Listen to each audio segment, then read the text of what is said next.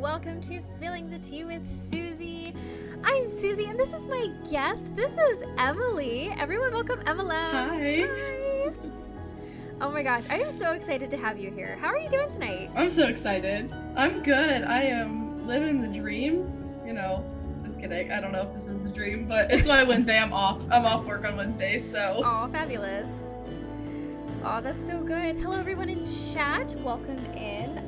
Let me know if the music is still too loud because I drastically changed the settings right before I came on. So let me know if it's still too loud.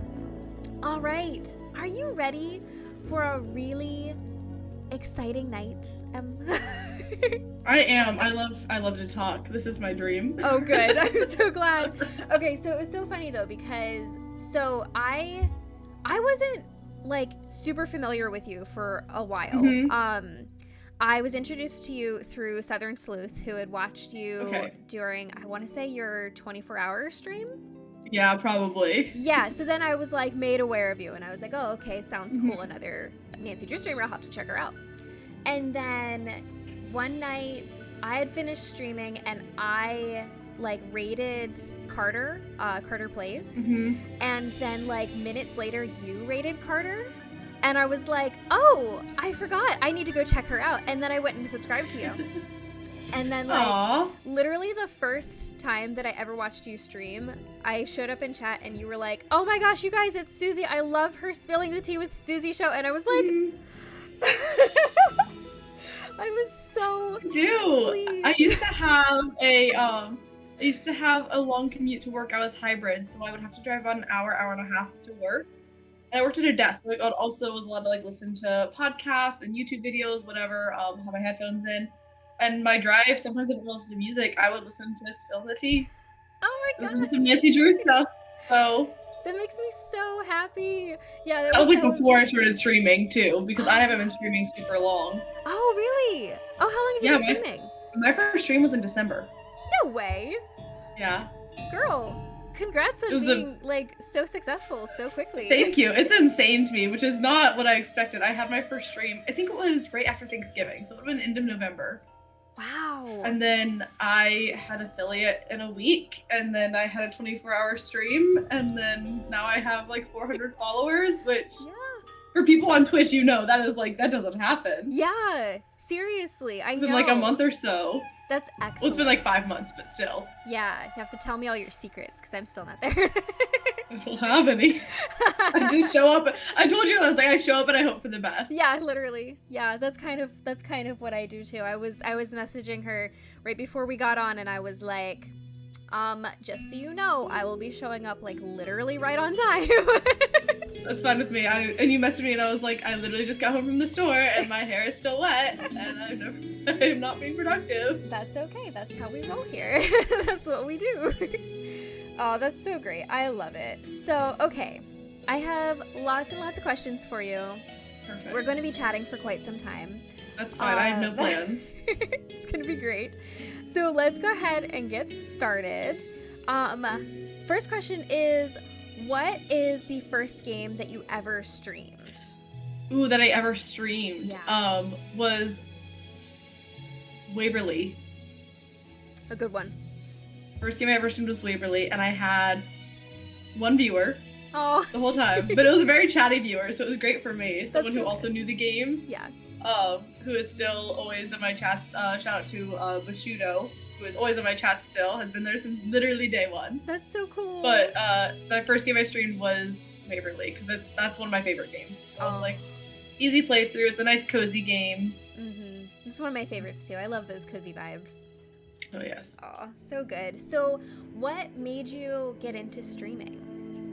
So this is kind of I don't want to say it's a loaded question, but there's definitely backstory to it. Okay.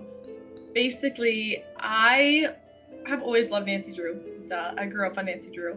And that wasn't the reason I started streaming, but it was more I went through a really, really bad time back in November, and I was really down. I had gone through a hard breakup. It was just not, and so I really leaned into watching other people stream and joining those communities and leaning my internet friends more. And then I was just like, why can't I do this too? It just Yeah. seems like I just kind of want to try it. And I got really into Hogwarts Legacy, which is the game I'm streaming now. I got really into that game during that time, just games I could lose myself in. And I was like, I was struggling so hard in my personal life to like make genuine connections. And I was like, why don't I just try to find them with people I know like the same things that I do? Yeah. So that was why I started streaming, was because I just wanted that sense of like, it sounds so weird, but like community and friendship, like people who genuinely like the same things I like, and that's why we're here, and it's not for anything else. Yes, and that Twitch particularly is a great place to find people, because nobody's gonna watch a Twitch stream of something they don't want. Exactly. Yeah. Nobody's gonna show up and watch you if they don't like you. Exactly. Yeah, you can hate watch on your own time, y'all, but not on Twitch. Oh yeah. Oh yeah. Oh, I love that. That's so cool. So have you found like that sense of community that you were looking for?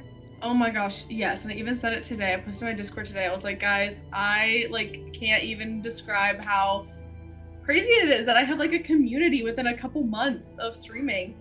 And I was like, that I like could not imagine life without these people. And I even like my boyfriend Brandon, we kind of connected over Twitch and video games, and that's how we met. Yeah. So I was like, the idea that like all this came from the fact that I decided to stream Nancy Drew one day. That's so cool. Insane. Oh my goodness. Okay, so tell us about how you met Brandon. Okay, so Brandon and I have known each other since 2017. Okay. He was actually my high school ex-boyfriend's video game friend. Nice. So they met playing like Call of Duty back in the day.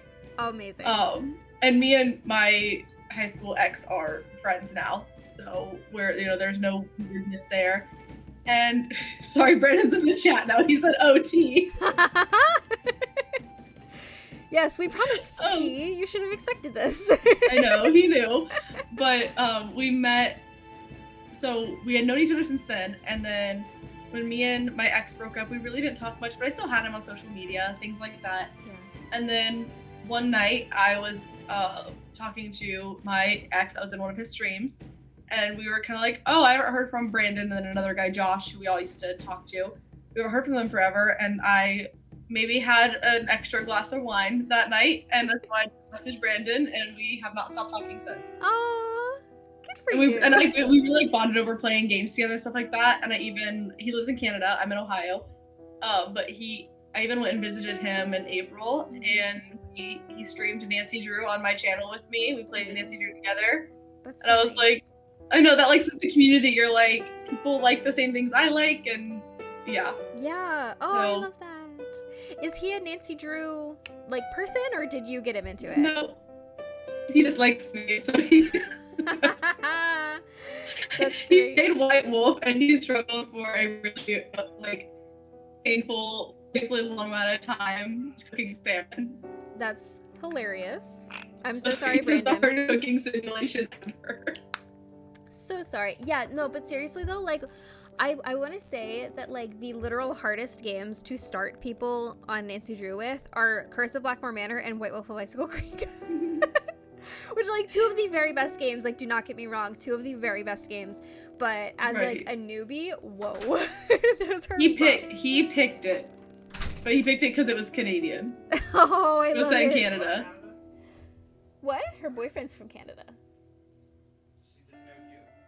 Jonathan. What did he say? John always thinks that everybody in Canada knows everybody in Canada, and therefore our friend Hugh, Nancy Drew walkthroughs, he was like, does he know Hugh? Yes. Like what, 6 people in Canada? Oh, goodness. There's 6 people in Canada. I'm so sorry. I'm very sorry, it's funny. If he was watching, we need to catch up, man. He's not watching. I have all these Canada jokes. I know. He's not watching right now. Okay. Hopefully his ears are burning and he'll show up soon, and I can tell him that just happened. Lou said she started with White Wolf. That is an experience. Props to people who start with White Wolf or Curse of Blackmore Manor. Yeah. Those Who are was rough. it? Rabbit said he started with Danger by Design, I want to say. He played Danger by Design and then Kapu Cave, and I was like, that is a interesting start to the Nancy Drew world. We're lucky that he stayed. I know, that's what I say. When people start with those games, I'm like, how did you... And you stayed? Wow. I started with Treasure Roll Tower, but that was back when that was like the new game. Yes. Yeah. I started with Secrets Can Kill OG back when it was... I think they probably had the first 4 games out. I was born in 98, so same year that it came out. And my mom bought it for my 2 older sisters, but I was, I tagged along, did everything. I was probably 6, so they would have been 8 and 10. It was like a decent age to start, and then we played all the games up through... I want to say the last game that we all played together was Crystal Skull. Okay. So we played all the games together. We would go buy them the release day and sit around the family computer and play them together. Oh my gosh, I had such a similar experience. So like, okay, well I was born in 96, so like I've got a couple years on you, but like still, I was 6 years old like when we started, and like it was so cool. We would always get the games, not like day of. We would wait and we would get them for Christmas or for my sister's birthday, which was in like September. So if it was like that release, like a summer release, then we would get that one for her birthday. And then, the fall releases we would get for Christmas. It was so great. So like we played all the games together up until this one that just came out. Like we always would wait and play together, I love that. Except for my this sisters one. and I, we still do that sometimes. I mean, I've played them all many times.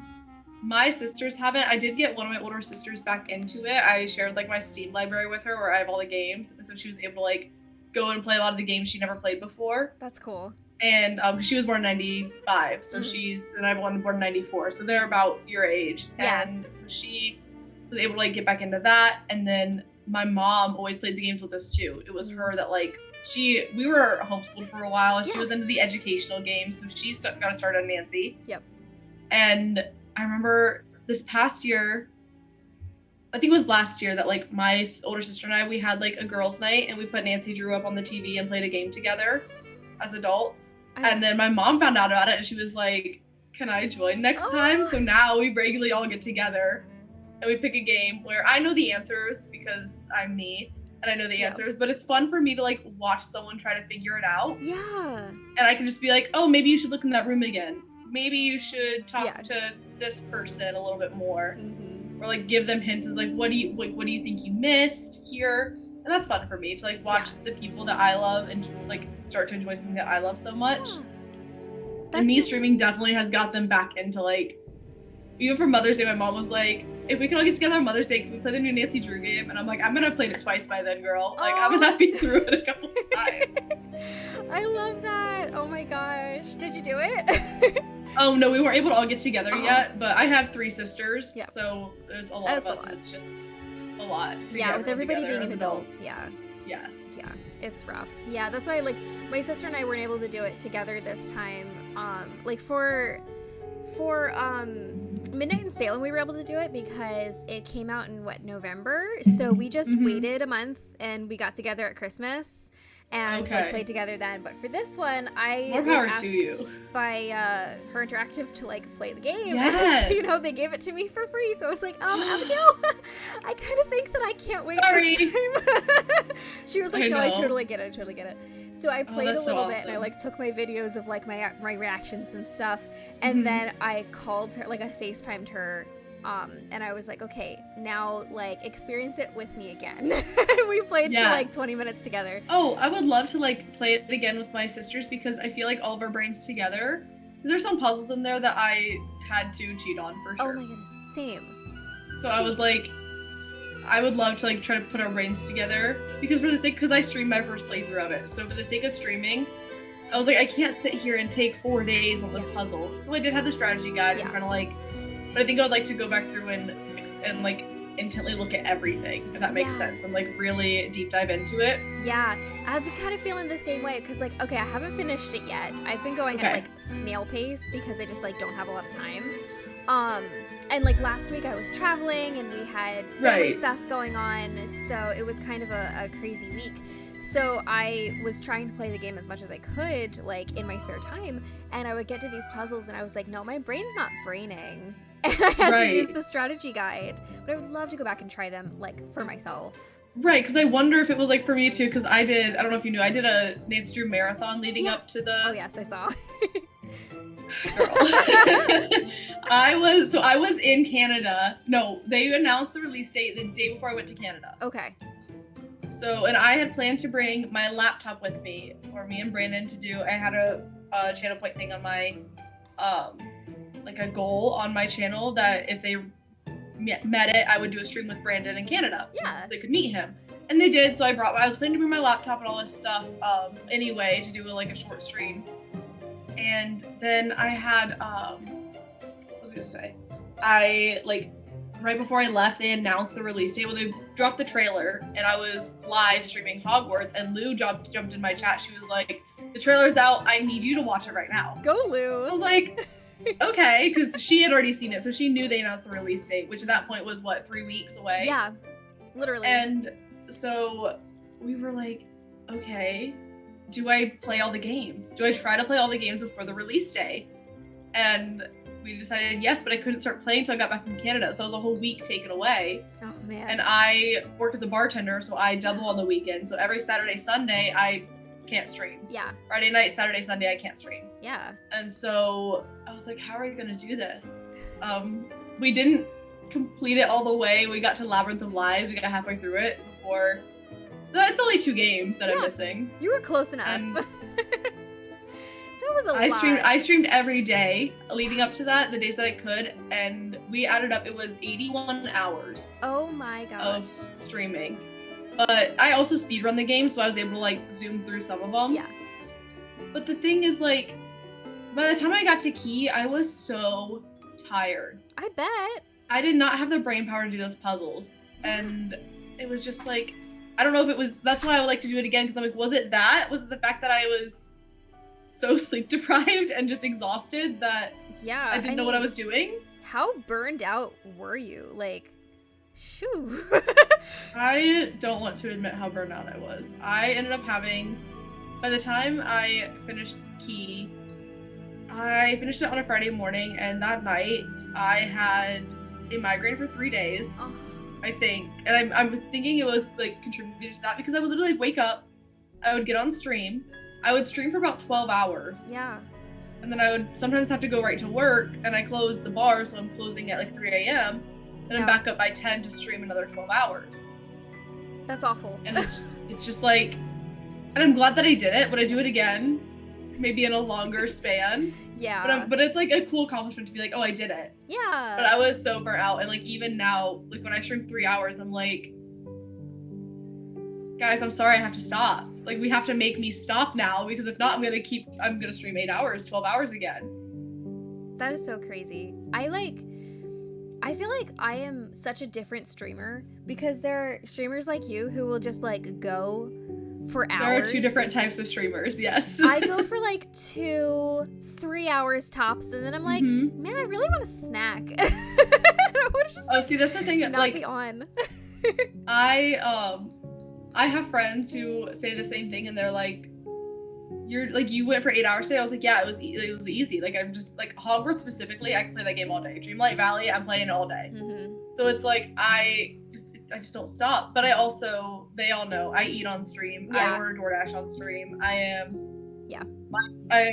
That's one thing I wondered when I started streaming, was I was going to be 100% authentic and just me, and I'm going to show up as me every day, and you like it or you don't. Yeah. And so if you don't like that I eat on stream because I need a snack and I've been streaming for 5 hours, yeah. I don't know what to tell you. No, seriously, I have definitely eaten on stream quite a bit, and I'm sorry, because everyone who knows me and who has watched my streams knows that my favorite snack is crunchy pretzels. Yes.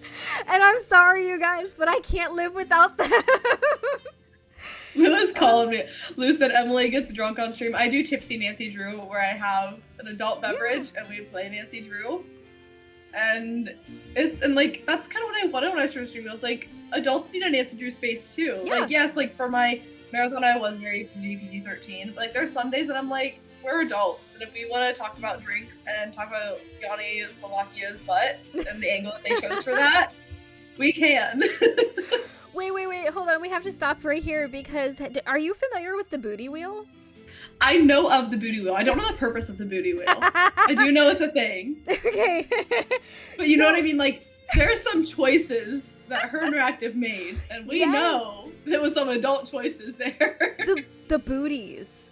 The booties. The sheer amount of booties. Immediately in my head. Like, Shadow Ranch, you get a booty angle from every character. Yes, I know. For what reason? They were feeling themselves when they made those covers. I know. Okay? That's what, I don't know if you've ever watched Nina Struggles. She's fabulous. She does, every single time we play Shadowrun, she's like, guys, this is the thirstiest game. It is. That or Labyrinth of Lies. Because Labyrinth of Lies, everyone is so hot for no reason. Yes, I know. No reason. For no reason, but everyone is so attractive. Like, I just, I can't. Oh, Southern Soul says, oh, Susie knows where she can see a backside.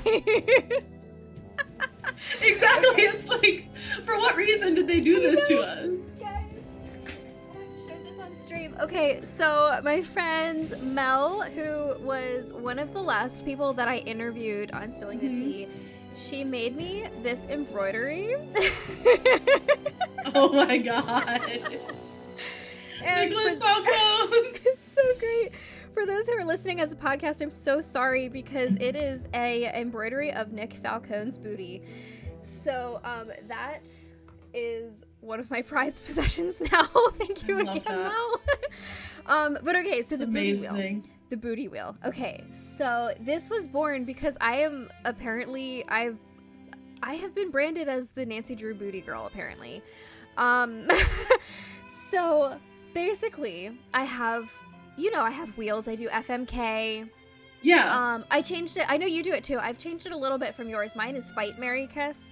Yes. I cleaned it up a little bit for YouTube. Yes. Yeah, cleaned it up just a little bit. And then, but just a little because everything else is super dirty. So I have FMK, I have blind rankings, so that people have to like rank out of 5 like games or characters and you can't know what's coming next. And then I also have the booty wheel, which is literally rating Nancy Drew characters on their booties. I love that.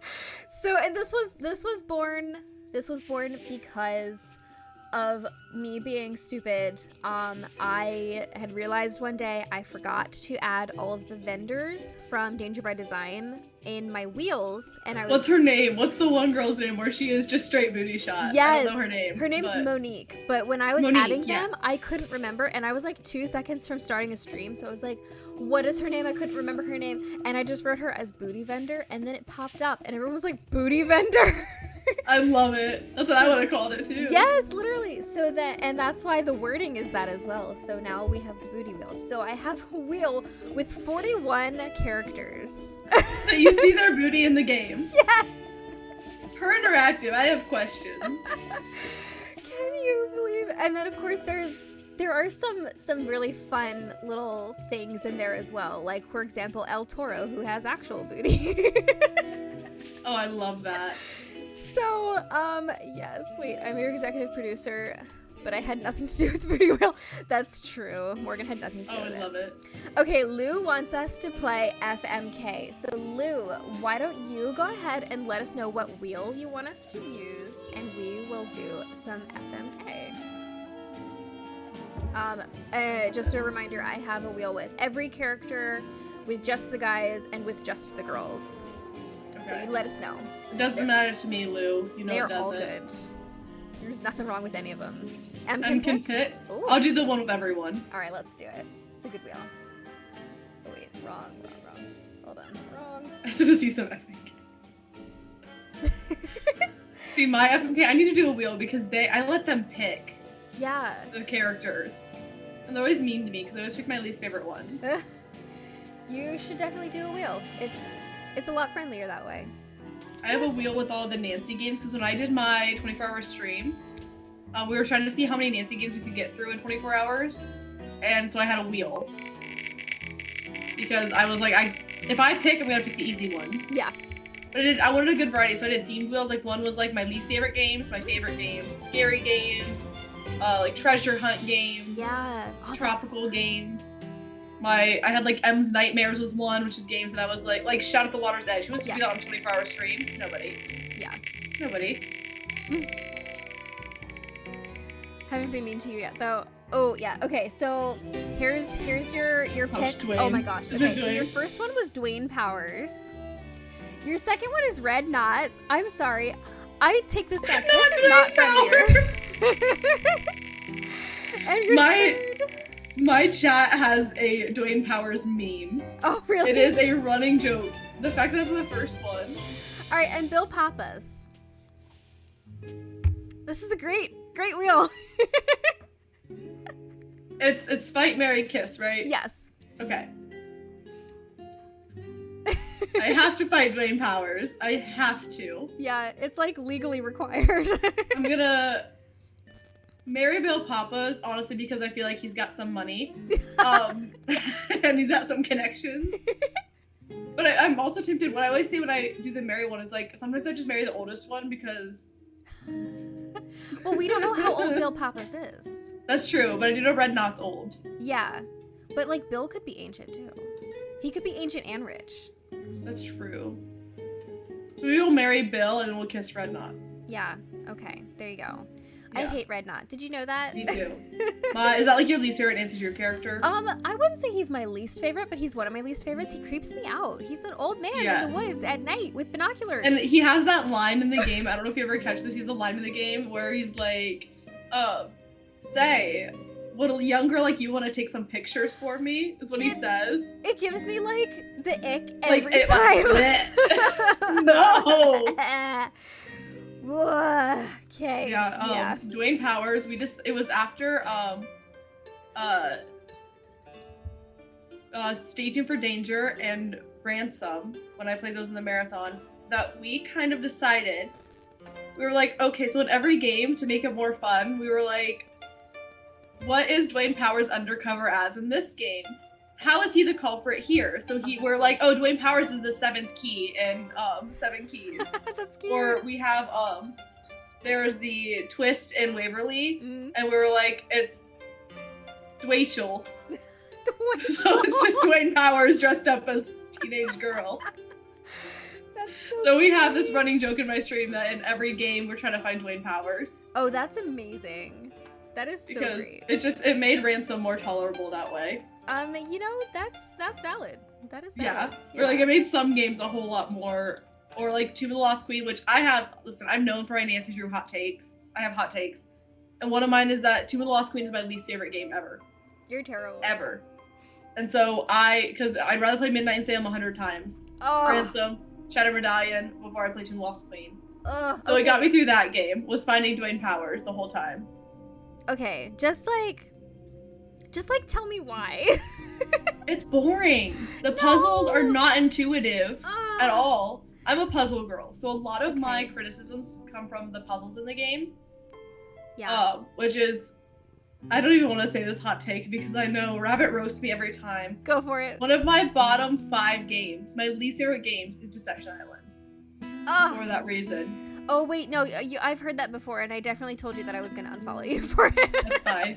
I hear that. It's not a fun game for me, and Tomb is the same way. They're just, No.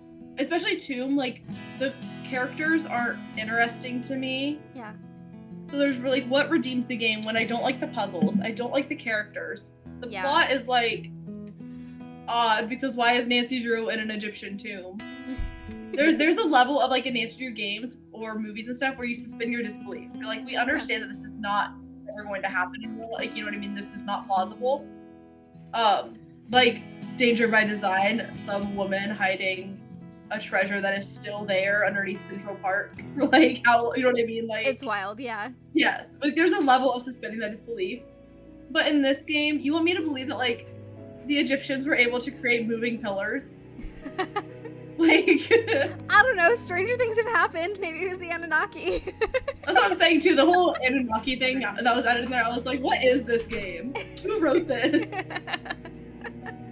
Oh man, I love that game so flippin' much. Like, it kills me. It kills me. Also, Danger on Deception Island is one of my top 3. It is literally in my top 3.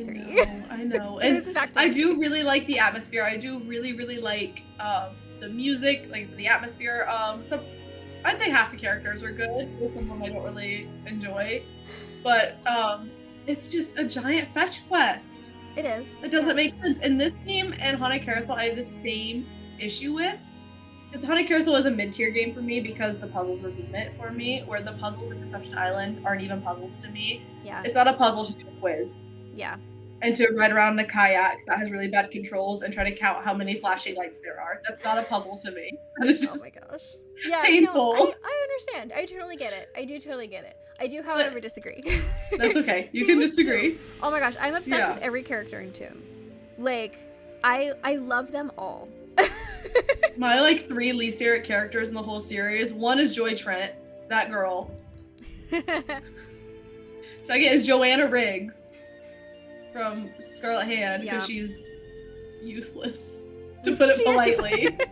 No, she is. And then is Lily from Tomb. Ah. I cannot stand her. Oh man, if I were to like, I think it was when I was being interviewed. I was asked like who I would be besties with. I think this is what it was, and I was like, Lily from Tomb. I don't know. Ugh. Kills me. No, I just. You went back up, Salem? I do know, and it's been known on my channel. I have hot takes about Nancy games. That is all right. But I think it is the fact that I look at it through like I like the puzzles, and a lot of people really like the plot and the characters, and so if the puzzles lack for me, that's why I don't mind Shattered Medallion because the puzzles are so good. Yeah. No, actually, really good puzzles. I feel like I'm with you on that. I have a lot of hot takes as well. Shattered Medallion is not a bad game. No. It's a kind of a hot mess at points, but it's a good game. It is not. I think it depends on the lens you look at it through. And I remember I listened to all of the, I don't know if you're familiar with the It's Locked podcast. Yeah, of course. I listened to all of it. And when they went back at the end and they ranked all their games based on the scores they gave them and how they lined up, they actually ranked Shattered Medallion pretty high.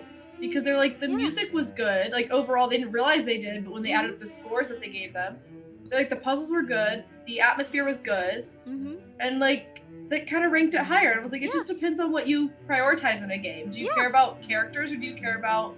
Some people hate some of the puzzles in the games. Yeah. Or, you know, same way some people hate Fox and Geese and some people love Fox and Geese. It's right. Like, you just have your preferences, and that's why I think it's so fun that there's a game for everyone.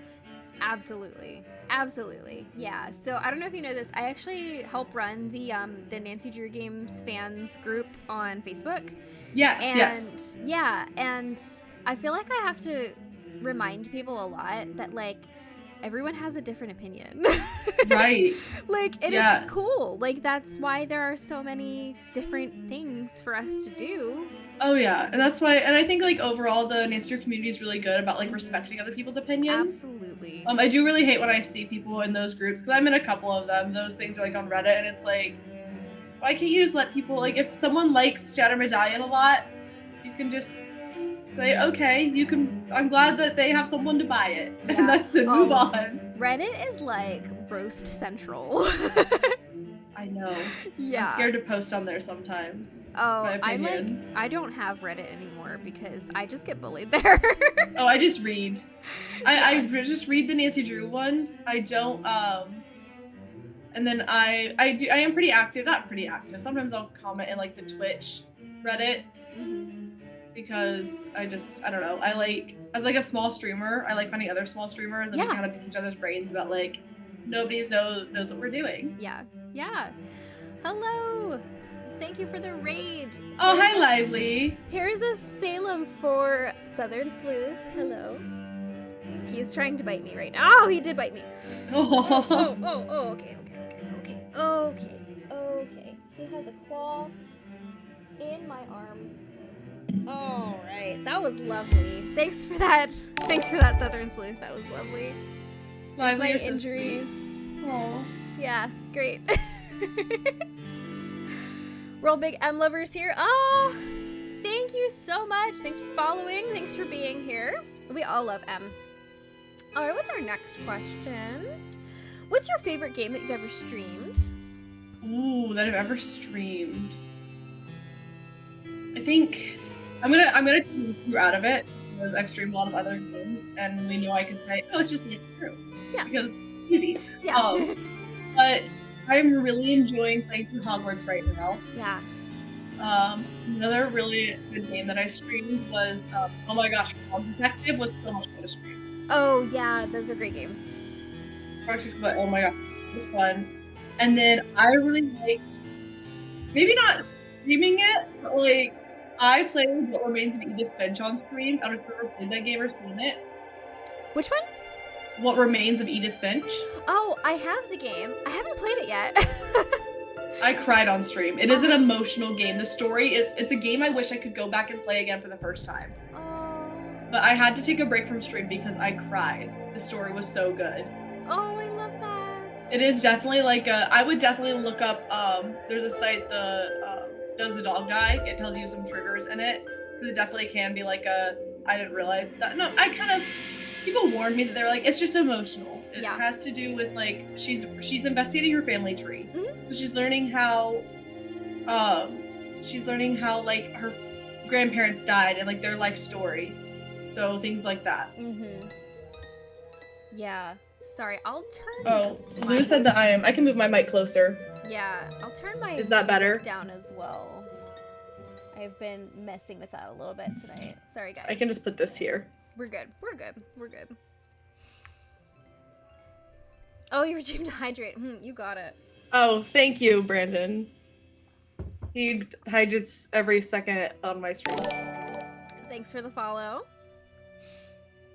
All right. Would you ever do a 24-hour stream again? Yes. I plan to probably do one every year. I'm thinking my affiliate anniversary is a good time to do one, and I really kind of want to stick with the Nancy Drew vibe of it, of 24 hours of how many games can I get through. Yeah, that's a great gimmick. I want a 24-hour stream with Brandon. That would be a very unique. But I think it's a good challenge to be like, oh, so let's see, because I think I got through 8 in 24 hours. That's pretty good. It was, I got Scarlet Hand in the middle of the night. Oh no. I'm pretty sure I was stuck on that game for 6 hours, and Yeah. it takes me usually like an hour and a half to get through. That's not like a difficult game, but if you're like not doing like a speed run. That was hurting. I was so tired at the middle of the night. I probably didn't have that many people in chat to like try to help keep me awake. Yeah. And then I also got Stay Tuned for Danger, and I accidentally soft locked it Oh no. during the stream. But I was so sleep deprived that I like didn't know what I was doing. So I think I just got like bad games back to back that I was like, Yeah. That's so I think I would like to do it, but I do like the idea of keeping the wheel because like I said, like it keeps it interesting. I don't know what game I'm gonna get. Yeah. Because I could get through a lot of games if I did games 1 through 10. Right. Yeah. I can get those like it's nothing. Yeah. Well, those are so fast. Right. So I was Yeah. like, if I picked them, and I'm pretty sure I got Sea of Darkness also in there, Oh. which is just Yeah. a long game. That's a long Not like one. a quick, yeah.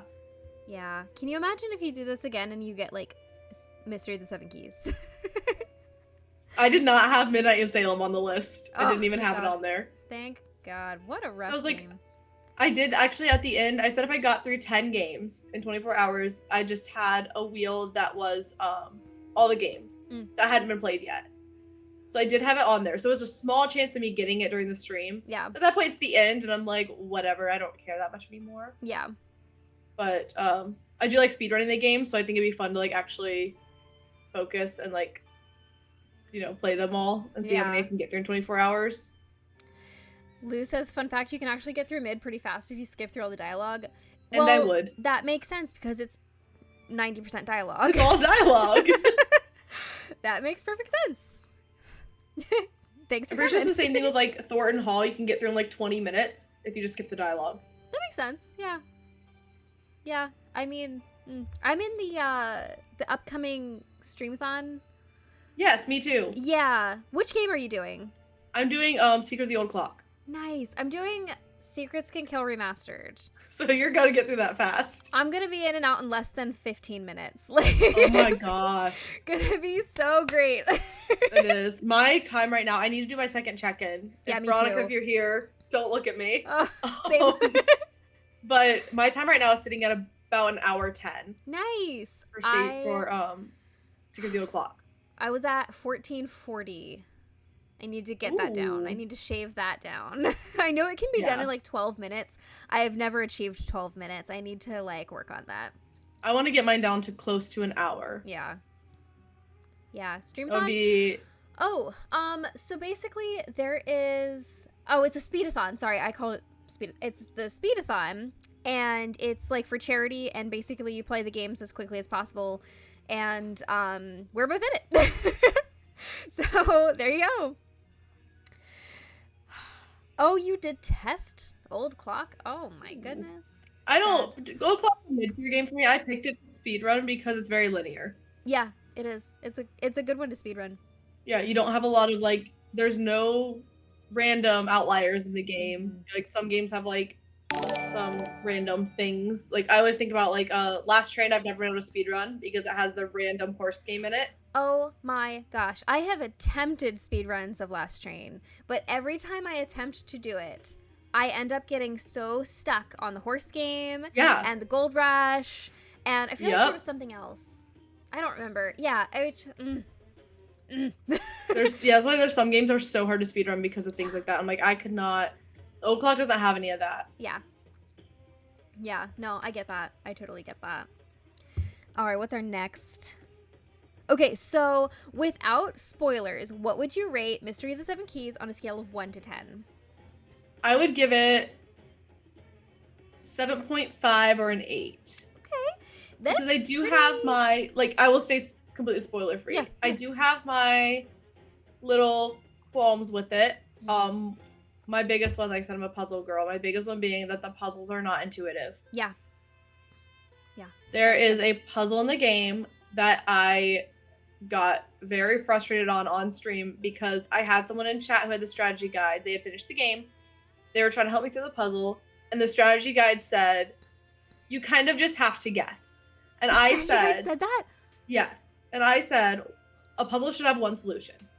Yeah. And I should be able to get to that solution from the information given to me. That is Nancy Drew basics. Yeah. And that brought the game down a lot for me. That one puzzle. I was like, it's just process of elimination and kind of guesswork from there. And my issue was like, imagine the bento boxes of Shout at the Water's Edge. But the bento box diagrams don't give you all the information. Like, you matched the everything in that it gave you, but you still had a couple pieces missing, and you just had to guess where they go. Is this the wall? Yes. Okay. I matched every single thing that it gave me, and I got so mad. I was like, why is my solution not correct then? If I can match the requirements for this puzzle, why is my solution wrong? Yeah, so you know what I did for that one is I got it to the best of my ability right, and then I checked the strategy guide, and I was like, oh, well, that needs to be there instead, and that needs to be there instead, and then it was that's correct. basically what I did. I was like, ugh. But it didn't take me very long, thankfully. That's what made me so mad, is I was really trying, because I love bento boxes. They're like one of my favorite mini games. Yeah. And I was like, oh, this is a puzzle for me, one I can do. And I had matched all the requirements. And I was like, why is it not correct then? Yeah. And someone in chat was like, because I hadn't pulled up the strategy guide at all at that point, and someone in chat was like, I'll check the strategy guide, and they're like, yeah, it literally says process of elimination and guessing. Oh, man. And nobody could explain to me, people who had finished the game, no one could explain to me why the solution was what it was. Ouch. And that hurt. That, like, yeah. a puzzle has one solution that you can get to from the, like, that's Nancy Drew, is like, you have the information you need. Yeah. To do the puzzle. Yeah. And so, that really brought it down for me, it was lack of intuitive puzzles. Yeah, it's rough. I will say, okay, so on Facebook we've had several posts actually asking people to like rate it out of 10, and the main number that I'm seeing is 8, and I think it's because of that. Like because puzzles, nobody's really saying like spoilers, or at least I'm not reading into the spoilers because I haven't finished the game yet. Right. So, like, what I'm getting is the puzzles are really difficult because you can't figure out how to solve them. There's just very little instruction. Yeah. Where in the older games, Nancy would be like, I think I need to get all the sections lit up. And you're like, okay, you at least Mhm. have somewhere to start. Yeah. Here, she's like, I bet this wall opens up somehow. Good luck. Yeah, that's definitely been one of my issues with Key so far. I felt like I had to, for every puzzle, at least use one hint in the task list. You know what I'm talking about? You can like click for a hint. Every puzzle I had to at least just use one to know where to start. Yeah, I've been doing the same like thing. That. I'll do a hint, and if the hint doesn't make sense, I go and check the strategy guide. Yes. And then there were two particular puzzles, actually very near the beginning of the game, that I did hints and I looked at the strategy guide to like get started, and I was like, I don't even know where the strategy guide is sending me. So I'm just gonna just cheat.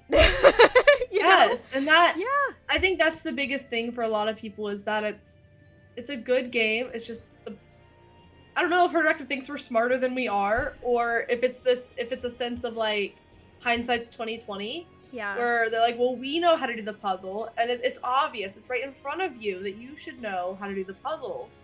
I don't know. Like, you know what I mean? It's that hindsight, like, they know the solution, so you're like, oh, duh. Like, wow, how could they miss that? Maybe they were just like, okay, besties, like, go solve a mystery. You'll be fine. Yeah, they definitely think we're smarter than we are. Yeah, I mean, that's valid. But, like, maybe they thought that we were, like, ready because we solved all the puzzles for, like, pre-release in, like, less than an hour. That's true, but there was also a lot of brains working, and like I said, all the information we needed to solve them was right there in the post. That's so true. Oh my gosh, because we're all doing this basically by ourselves unless we're on stream, and then we have just, like, whoever's in chat. Yeah. Yeah. Right, so it's like, and I don't want to play a game where I have to. I know there's a lot of people who are very anti walkthrough and strategy guide, and I cannot imagine how they are doing right now. I don't know. Southern Sleuth, are you still here? How did you do it?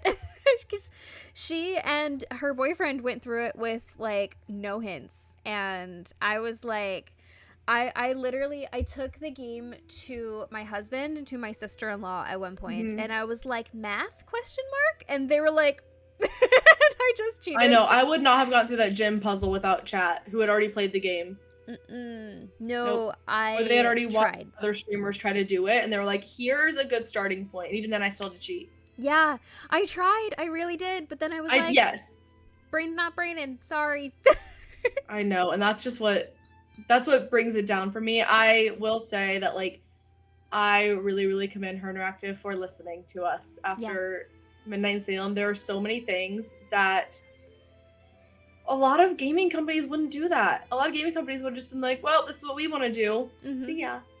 And so they listened. They gave us a point and click feature they probably didn't have in the beginning. I guarantee that they didn't have that in the beginning. No, they really brought everything that fans were saying and put it into this game. I mean, they gave us the better graphics. They made the characters not do that weird, unnatural dance that they did in Midnight in Salem. They gave us more puzzles, and, like, they gave us point and click. They gave us a food puzzle. They know we love food puzzles. Oh, yes. They gave us references everywhere to previous games. Like, it felt like somebody making a game for somebody who knows that we all love the same things. And that's what it is, you know? Like, that's what we want. And I, for one, am eating it up. Like, I know we've been talking about the negatives, but, like, there are so many positives to this game. Oh, yeah. And that's something I kind of went on a tangent. I wouldn't call this a hot take, but I went on a tangent in my stream about this, where I was like, it makes me so sad. It breaks my heart to get on some of these groups and some of these, even Her Interactive's Instagram comments, and see people so mean. Yeah. They don't realize how fortunate we are to have people who are listening to us. I know, yeah. You got 32 beautiful games, and I understand that 33 and 34 are not the same. And they're probably, in my mind at least, they're separate series almost. You know what I mean? Yeah. Like 132 is its own thing, and 33 and 34, well, Midnight Sam's its own thing, and then 34 on is its own thing. Yeah. Kind of like how I've always likened it to Original Secrets Can Kill. Yes. Midnight in Salem is Original Secrets Can Kill, and Mystery of the Seven Keys is Stay Tuned for Danger, or perhaps Message in a Haunted Mansion. Right, where they're getting their footing, they're figuring it out. Yes, exactly. And I agree with that, and I And I feel like people don't understand how, like, they're listening. You know how Yeah. insane it is for a company to put out 32 games? In the amount of E- years that Yes, they've been even doing it. Yes. the biggest. I don't even think like the Mario games might have 32, but that's Oh, I'm like, sure. But that's a yeah, but you know what I mean? huge Like, company. This is an indie company. yes. Even Yeah. the big companies like the Call of Duties and the Halos, like they don't have Oh, no. 32 games. No. And they would not be listening to their fans. No, They exactly. Yeah, So no, for we're me very, to see very people, fortunate. yes, and I also have like I don't know, I see people, the latte art is a big thing people are complaining about. Yes. And I understand that, trust me, it frustrated me too, because I had issues Same. trying to get some latte art to work. Mm-hmm. But I see people who are struggling with like the graphics of it. Yeah.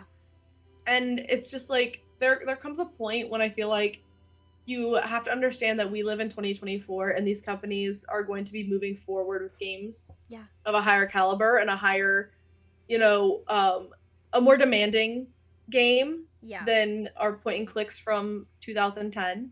And even back in 2016 when they were putting out Sea of Darkness, they were behind. Yeah.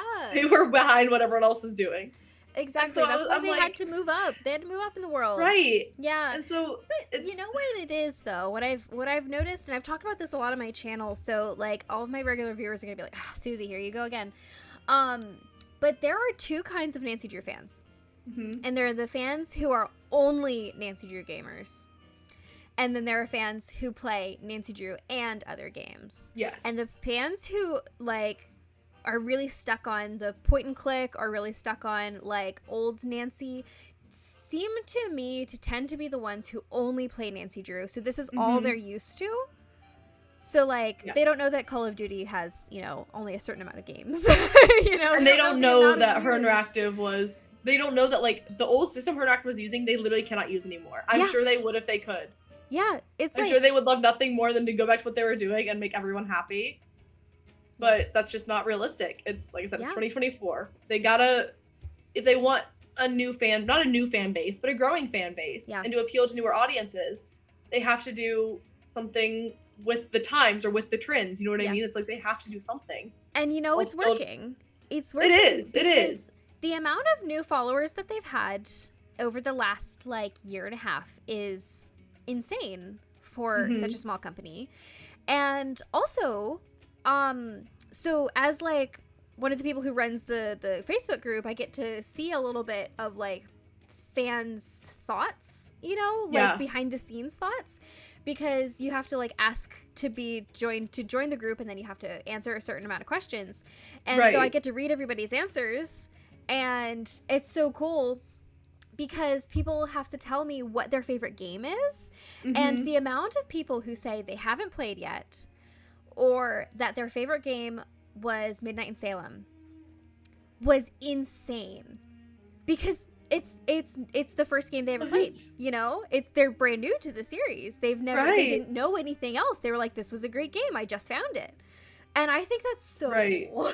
I mean, that is really cool. And I remember I was like going on my stream about how like they're like, and it is the people like us who play other games, who I had no worry that my PC was gonna run 7 keys. I knew it was going to. I didn't have this, but then there's the people who have only ever played Nancy Drew and are still using their 2010 Dell laptop to run the games. Precisely, and I'm like, there comes a point when you either have to accept that you're going to have games 1 through 32, because people like us, we know how big of a pain it is to get those earlier games to run on Windows 10 and Windows 11. It just isn't doable anymore. So Her Interactive can't make games for earlier systems. And so you either have to, like, you have to almost pick. Do you want to keep what you have? I also don't agree that, like, I don't think that, you know, my 2022 laptop could probably run 7 keys. It could run Dreamlight Valley, it could run Hogwarts. Yeah. So like it could run 7 keys. So I don't think you need to have a gaming PC to play these games. Oh no, absolutely not. I don't think Her Interactive should ever have that. But I don't know. I feel like there's a certain amount of people who right now are like, oh, the game doesn't run on my computer, my 2018 Chromebook. It's a bad game. And that hurts me so much. Yeah, it really sucks. There's a lot, like, I mean, like, full disclosure, I run on a personal laptop. Yeah. Like, I started streaming on a laptop. Yeah. Like, I don't have anything, you know? Like, I have nothing fancy. I have what do I even have? I have a Samsung laptop. Yeah. And, like, but I know that it runs game, because I bought it specifically because I knew I was going to be gaming. You know? Like, I got it with, like, a good processor and, like, a good amount of space. You know, like, I made sure that it had all the specs that I wanted. It's not fancy. I didn't get, like, the best of the best. But, like, I knew that it would run this stuff. But then, again, I got this 2 years ago. And, you know, there's a good majority of the group who comes to the group and says, hey, what's a better laptop that I could buy? Because mine is from 2010, you know? Yeah, and it doesn't, it still has Windows 7 on it, and it can't even run Windows 11, and I'm like, I get both sides of it. I do. I get that if you're just playing Nancy Drew, you don't need anything fancy. Because, like I said, my laptop from 2022 runs every Nancy game fine. Yeah. And sometimes if I, need to, I'll stream from my laptop and run the Nancy games. I can do that. And so it's like, I don't know. It's hard for me when I see some comments and I'm like, I just want to comment, get a better computer and you won't have the problems anymore. Yeah. Because I'm in that Facebook group too, and I really have, as someone who does probably know a little bit more about tech stuff than some of the average Nancy Drew players, I really do try to help. Yeah. And how do I run the older games? How do I, run the newer games on this? And so I'll try to help. And like, there comes a point when I'm like, you have to change something. Yeah. It's not, they're like, oh, well, I don't want to do that. I don't want to buy a new one. I just want to run on this. And I'm like, it's not possible. So yeah. I don't know. I feel like there's a big disconnect between people who really, really, all of that to say, there is a, disconnect between the people who are the 1 through 32 games and the newer games. And it hurts me, and I wish people were more fortunate for what we do have in this company because they try their best and they give us so much. They gave us a year's worth of puzzles. They did. Just for the fun of it. They didn't have to do that. They didn't have to do that, but they did. They went so hard. Because they love us. Yes, because they love us. Because they are us. Because like those girls on the marketing team, they are our age or younger, like people who grew up with these games. Like they love them just as much as we do. It's just so cool. It is just so cool. It is. And that's why I think I've been a fan for so long, is like they always listen. Even when it was like back on the message boards, I know they were in there. Yeah. Reading game suggestions and things like that. They were in there. Yeah. Yeah. Oh, so cool. So cool. Oh man, we have so many questions, and let's keep going. We have been just chatting away. Let's see. It's okay, my viewers know I yap. Me That's who I am. too. I go off on so many tangents. I literally sorry, go ahead. You go ahead. I'm done yapping. I was saying that during 7 Keys, my plan is to put 7 Keys on YouTube, my playthrough. But I have to go back and edit it because there was a whole section of like 20 minutes where I stopped playing and we had that same discussion that you and I just had. But I was like, I'm gonna have to edit this out because some fans gonna look at this and be like, because I was also on my channel, like I wasn't mean by any means, but I was also just very much to the point, and I was like, girly pop, get with it or get out. Like I don't know what to tell you. Yeah. And commenting on the game, and I was like, there's something I'll probably have to go through and be like, nobody needs to sit there and just listen to me yap for 20 minutes about Midnight in Salem. Nobody cares. But maybe we want to hear it. There was one point I was literally just wandering around running, because Nancy can run in this game. I was running and I was going on about whatever Nancy Drew hot take I had that day. Oh, I love it. I love it. Oh, Nancy going to China or another Asian country. I would love to see that. I would love to see that. Lou, you're so nice. You'll listen to me talk about Nancy for hours. She should do Japan, but that's not the same as China. Yeah, the Japan one was good. I want to see more. Yeah, all we saw was like the Ryokan, really. Yeah. Take us into Tokyo, a big city. Nancy's never been to I know, I'm sure it's probably really hard to animate, but a big city. Yeah, that would be super cool. I want to walk the streets of New York. Oh, how cool would that be? Because, we've been to New York, but, all we did was ride a taxi. Yeah, so we didn't see New York. Yeah, that would be really cool. We said this in, I think, one of my recent streams. One of the places we want Nancy to go next is we want her to have a really cool in the States adventure. Have a what? state, like somewhere in the U.S. that's like a really cool location, like another New York or like back to a Texas ranch. Like, let's keep her in the States for a little bit, and maybe not. I don't count Salem. I'm sorry, that game doesn't exist in my brain. But she's just been international for so long that I'm like, how about we like come back home, even if it's just like a small town mystery. I think like a Trail the Twister. That was actually I like that location a lot. Yeah, It gave like a small town feel to it, and I was like, I like that. Like I don't know. that would be so cool. Let's bring I'm her trying to to think of Maryland. what She other can eat like crabs. fun ones that she could go to, even if it's like very, I don't know, very like rural, like Montana or Utah that has really big parks and like That would be cool. the mountains, and I think that'd be cool. That would be cool.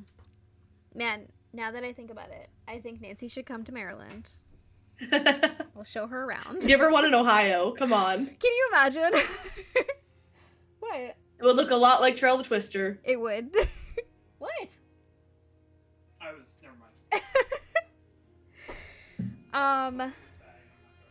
I think that Nancy could go crabbing. It would be great. Oh my gosh, that would be fun. Right?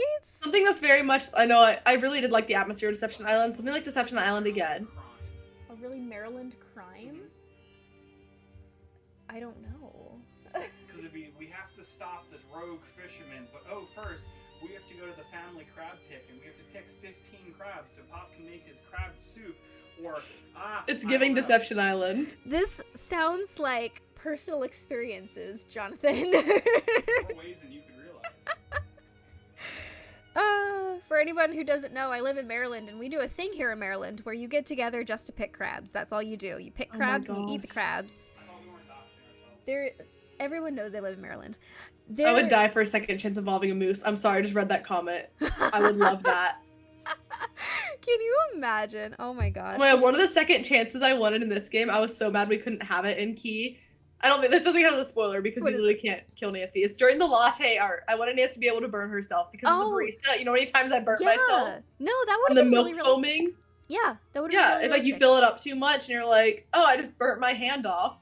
Like, that's what I wanted. Because I did that so many times. Wait, can we talk about the second chance screen for a second? Because like I new. love that it's back. I really Yes. do. I love that it's back. I thought it was really cute. It's like excruciating for me. I feel like I might be alone in this. It is excruciating for me because I'm like super stressed. Okay, the first time that I had a second chance, I'm sure you're familiar with what I was doing. Yes. That was the first time I had one also. Yeah, I was so stressed. I was like, oh my gosh, I have to get out. And then I kept dying. And I had to go through the whole thing every time with like the really long, and then it just kept going and it kept going, and I was like, well, this is really long. And then I actually don't think that's where I had my first second chance. Oh, I was really? thinking about something else. Mine was later in the game. really, But I also panicked during that part of the game, and I think I just got lucky and ran in the perfect direction. oh, so I actually let myself second chance a couple of times so that I could look at it.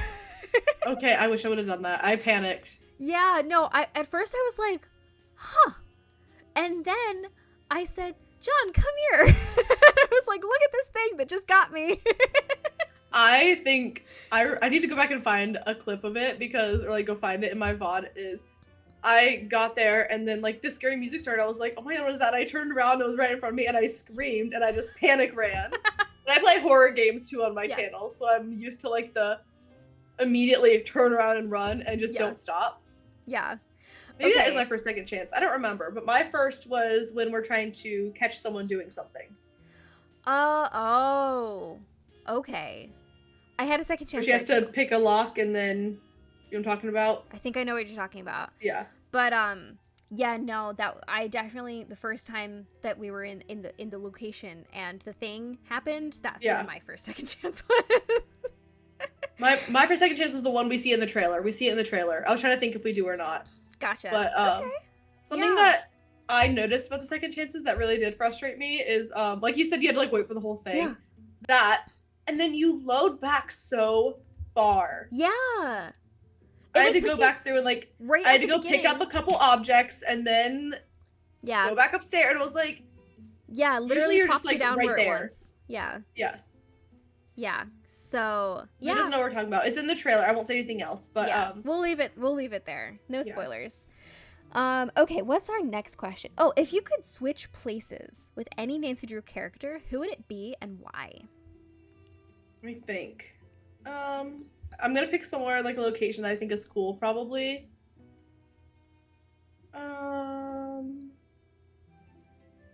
Oh, I know my answer. This is always my answer when someone asks like who my Nancy Drew favorite character is, or like my spirit animal in the Nancy Drew world.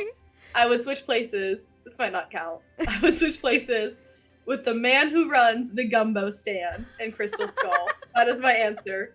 I want to be him. That's fine. That is totally That's fine. who I want to be. There you go. There. Like imagine you're just selling gumbo in New Orleans, chilling. That sounds like right next to the curio shop. Sounds like the life. Or would be Lamont without like all the trauma. Lamont without the trauma. Like the trauma Bess gives him. So Lamont, if he never met Bess. Yes, Lamont before Bess. That's so great. Oh my gosh.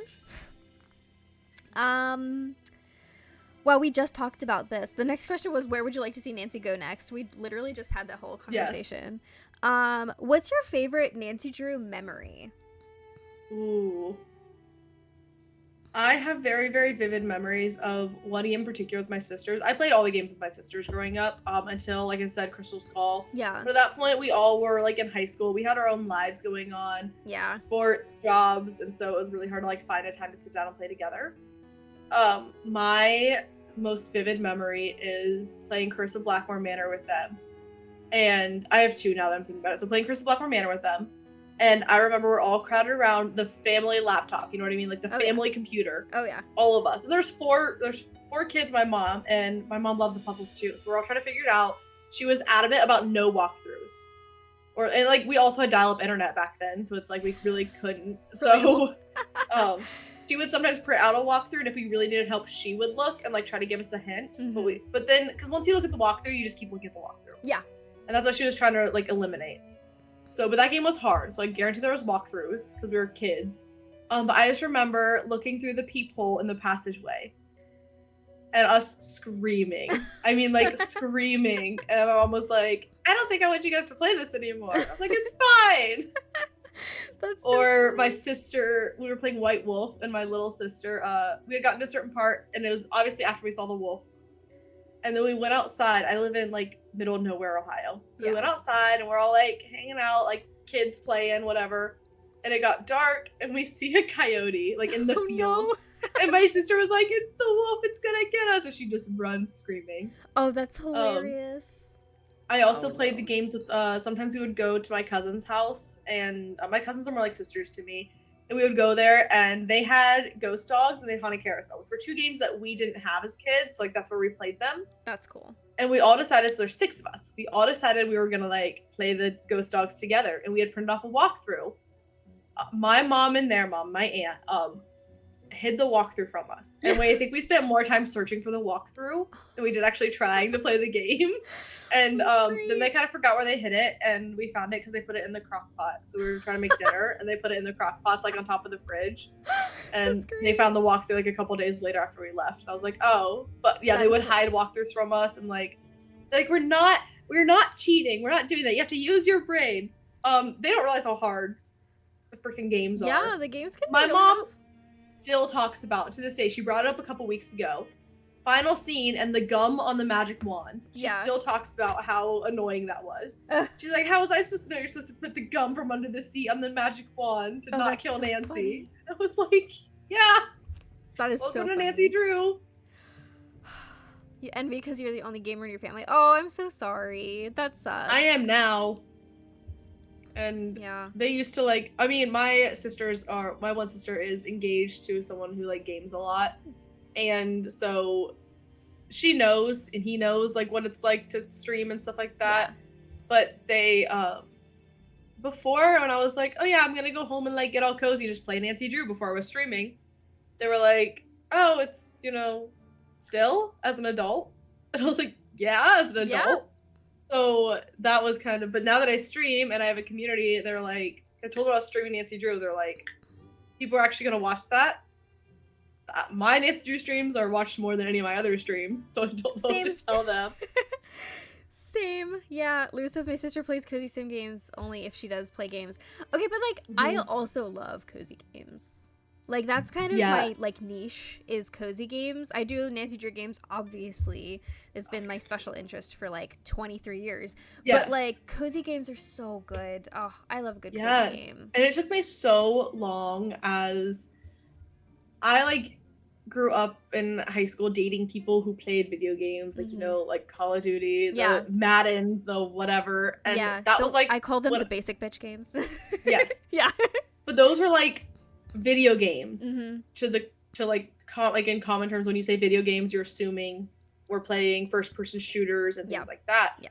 It wasn't until like 2020, it was during COVID, that I found Nina Struggle. She was the first streamer I ever watched. I found her Sleuthy Summer. And she played a lot of other games, and I was watching her YouTube videos, and I realized there are so many other games out there. Yes. Even games that, like, you know, Baldur's Gate is another one. That's like a role-playing D&D game, and it's like, there's so many games out there, and I was like, I've been missing so much. Yeah. Because first-person shooters are not my thing, and they never will be. Me either. And I, for so long, I don't know if anyone else in the Nancy Drew world, I think it's like a rite of passage when you were growing up. People almost like teased you for liking Nancy Drew so much. That was my experience, at least. Like, just like, oh, that's a girly game, or oh, that's, you know, I remember my first experience with that. And even now, I was at work last weekend, and someone asked me about streaming. It was one of the barbacks, and so a guy, a, you know, basic bitch gamer guy, and he was like, "When are you ever gonna stream a real game?" And I was like, "Oh, I get that." I've had people come in my chats like, "Why do you only ever stream girly games?" I'm like, get out. Yes. You don't need to be here. So for a long time, I really not hid that I was interested in Nancy Drew, but it was not something I was very forthcoming with. And streaming has given me the opportunity to be like, you know, I'm posting all of my Instagram story now. It's like, you know, I like what I like, and if you don't like it, you don't like it. Yeah. That's what it is. But there's a stigma with like cozy games or like Nancy Drew games or games that you're not killing people. That I'm like, I don't, like, why is that not considered a game? If you can play it and you have an objective, it's a game. Yeah, Solitaire is a game. Yeah. I don't know, it's like. Yeah, that's ridiculous. I have never personally felt like I don't recall ever having anybody like make fun of me for the games that I play. Besides like my husband, but like we have a very healthy relationship, so of course we make fun of each other, you know. But like.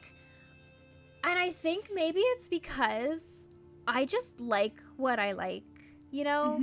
I've never been like a guilty pleasure type of person, because whatever I find pleasure in, I don't feel like I need to find guilt in. Yes. So like cozy games, girly games, Nancy Drew games, like I call myself a gamer. I'm a hardcore gamer. But I never play things like Call of Duty or Skyrim. No. Or, you know, I mean, I obviously have played. Everyone's played a little, yeah. Just picked it up. You know, like the games that you think of when you think of gaming are first-person shooters, or like those like really I would just say like violent games, yeah. Yeah. No. I remember my first experience with it was like, I was probably early middle school, so probably like 5th or 6th grade. And I remember I had some friends, and we were talking about video games or just like hobbies, whatever. And it was a like male friend of mine. And in 5th grade, you have guy friends, you have like, you know, there's no whatever. Yeah. Everyone still has cuties at that age. Yeah. So it was just like my family was close with his family, and we were talking about games or whatever. And I was like, oh, like there's a really fun game. I was like, it's puzzles. It was Message in a Haunted Mansion. And I was like, and you're like in a haunted mansion, and you're like, you know, I just explained it without Nancy Drew around it, and I didn't think to. And then I was like, oh yeah, my mom said like you could borrow it because like you're really close. And so I brought it to school the next day, and he was like, I don't want to play a baby game. And I was like 11.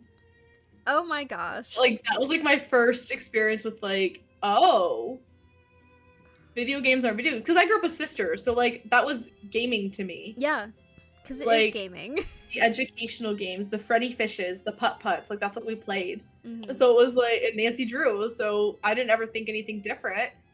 And it was after that I was like, oh, maybe people don't like, why is this weird? And even now it's like, it's less now because I just am who I am and I don't care what people think. But it's like, there's always that stigma of like, and it even had an ex who kind of like poked fun at me for it and was really more than like you and your husband. Like Brandon makes fun of me all the time for it, but that's like, you know, he's allowed, kind of thing. When you're in a healthy relationship, you know, you make fun of each other.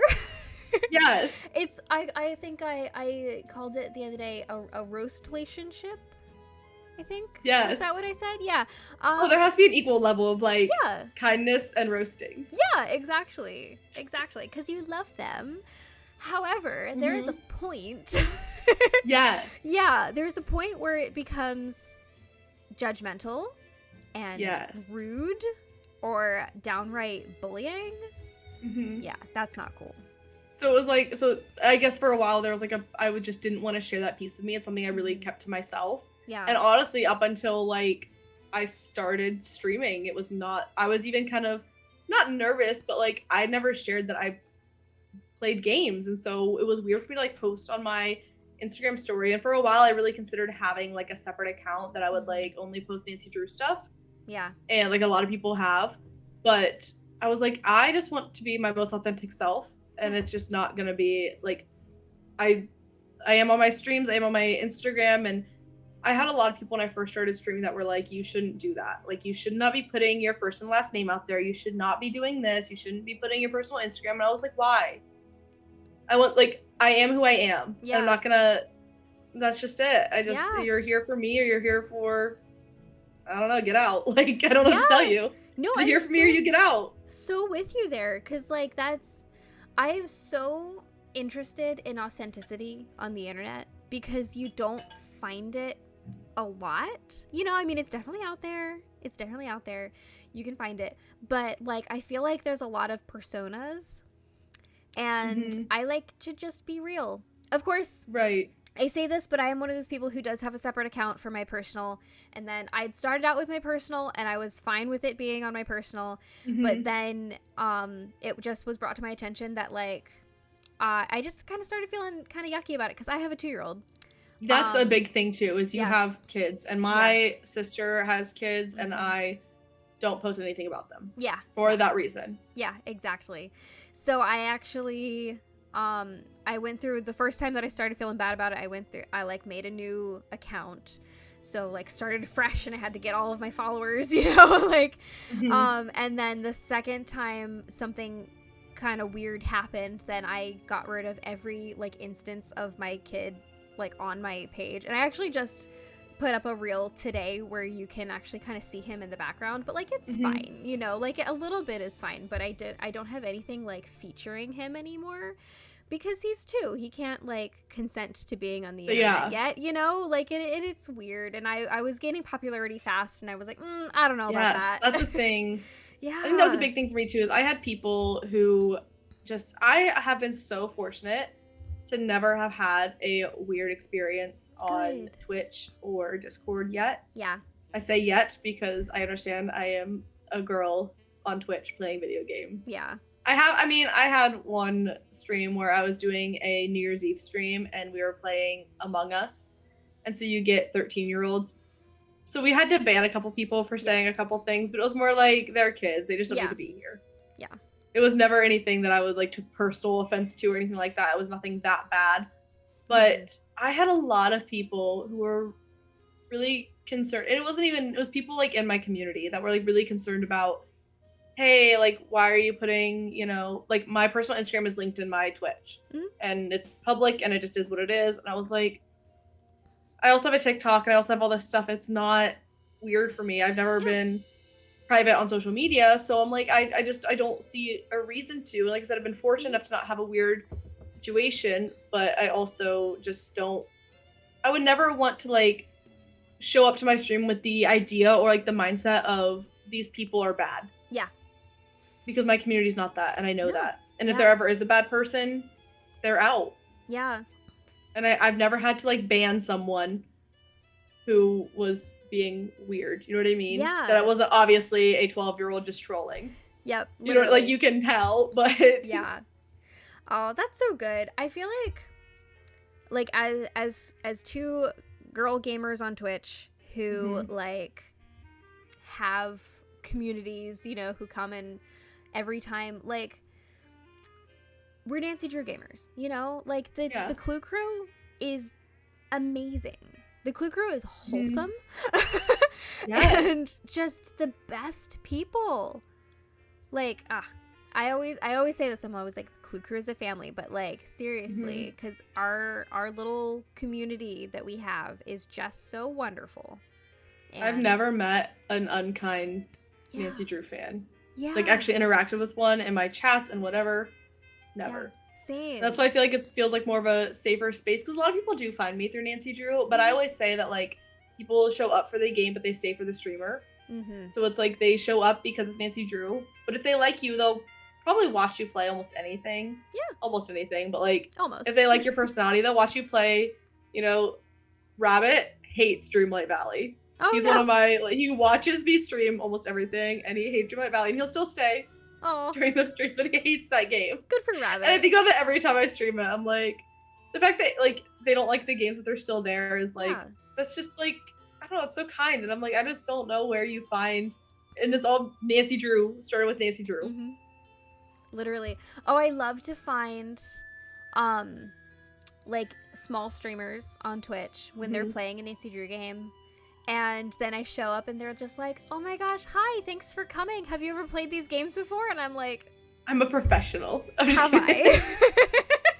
And then I like have to play it down. I'm like, I don't want to scare them. Right, when I'm like, I actually have speedrun the games 4 times. I hold 7 world records. I'm just kidding, I don't. But you're like, I'm actually the founder of Her Interactive. I'm just kidding. Yeah, no, I don't want to be like, I actually run the fan page. That's me. You know, just I know. I do that all the time. I really try to raid out to small streamers also. Especially if I'm playing Nancy Drew and I have a decent amount of viewership, I'm like, okay, I'm gonna send them to more Nancy is basically what I'm doing. And I like to pick people who have similar viewership as me, similar followers as me, so we can kind of like, it's like, you know, I would want it to happen to me, I'm gonna help them because it's all Nancy, it's all, you know, whatever. So rather than streaming out, I'm not gonna send people who love Nancy to go watch my friend play World of Warcraft. And I had to explain that to him, why I never raid him. I'm like, the Nancy Drew people don't want to watch this. Respectfully, they don't. Yeah, because going back to what I said earlier, like a lot of Nancy Drew people only like Nancy Drew. Right, and that's why you see, like you said, when you're streaming Nancy Drew or when I am, the numbers are so much bigger. It's incredible. Yeah. It's insane. There's people like that I know, a couple bigger ones are like Aaron Casey Gamers or Nina, who have their regular sleuthy time or whatever. And their numbers during that time is like astronomical, and the rest of the time and I'm like, it makes me sad for people a little bit, like myself included, when you're like, I'm cool the rest of the time. I promise we're all fun. Yeah, for sure. I know there are certain things that I stream where I'll have like, I mean, okay, preface this, I'm still a very small streamer, but there are some things I'll stream where I'll have like 70 or 80 people watching. And then there's other times when I'm like doing, you know, something like this and I've got like 15 viewers, which is awesome. I love everybody who comes to my streams, but then I'm like, you know? Right. Where'd the rest of you go? Yeah.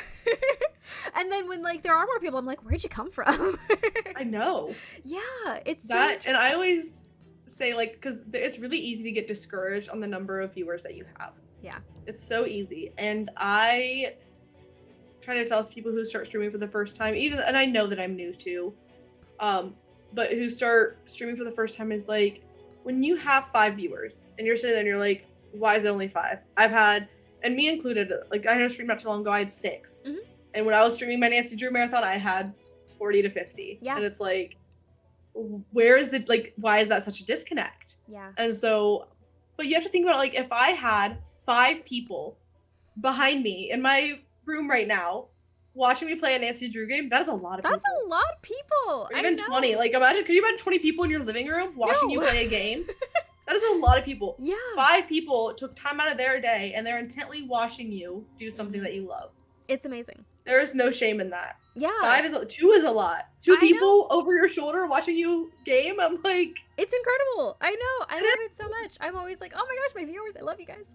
It's so great. It's so great. I love this community. Everybody who comes to watch a stream, like, it is so special. I see a lot of people in chat saying, oh, I try to go to as many streams as I can. I try the same. I mean, I've got a busy, like, schedule, basically, with my 2-year-old, and I work, and I have all these projects, but, like, whenever I can, I show up, and, like, I know that it matters, because, like, I know that when people show up to my streams, I'm like, oh, it's just so good to see you, you know? Like, I know. It's like friends, you know?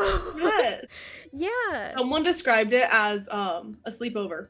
Yes. You're a sleepover with your friends when, like, you're sitting there for like 6 hours with each other and you're all chatting, and the people in chat know each other and they're chatting with each other, and you're like, it's like a sleepover. We all know each other. Yeah. Well, it's like old friends catching up, getting drinks, but we're all in our pajamas on our couch. Yeah, it's so good. Oh, it is so good. All right, next question. We do a lot of tangents. Let's see. Oh yeah. Do you have any Nancy Drew memorabilia? I do. I recently bought my first piece, and intentionally I waited to buy it. I bought the blanket. Oh, and I wanted 7 keys on it. Yes. So I bought it the day 7 Keys came out because 7 Keys was on it, and I got it. It's in my bedroom, but it came in the mail over the weekend. That is so And then I have another piece that just shipped yesterday. It's the Big Island Mike hat. Yeah. I finally got it. Oh my gosh, I want to get that so bad. And I'm begging someone, if anyone in here is crafty and you're listening, please make me a Dwayne Powers hat. I need that hat, but with Dwayne Powers' face on it. I'll see if I can make that happen. I will pay so much money for that hat. I'll see if I can make that happen. Or even just like a Dwayne Powers something that is hilarious. See what I can do. Because you know, like in Station for Danger, his face kind of freezes on like that half mouth open face. That's what I need. I know the exact face you're talking about. Oh my gosh. Okay. That's what I need. All right, well, Dwayne after we get off Powers tonight, everywhere. I'll see what I can do. Everywhere. Even if it's just a shirt. Oh my god. Dwayne Powers. I need That'd be it. so great. Oh my gosh. I love it. What if, like, you know the shirts that have, like, you can only have, like, a square of, like, design on the shirt? Yeah. It was just like a square cube of Dwayne's face. I would love that. Just that little... Just half, I can't even make the face, but you know exactly what I'm talking about. Oh the yeah, mouth when he's open, like staring at you.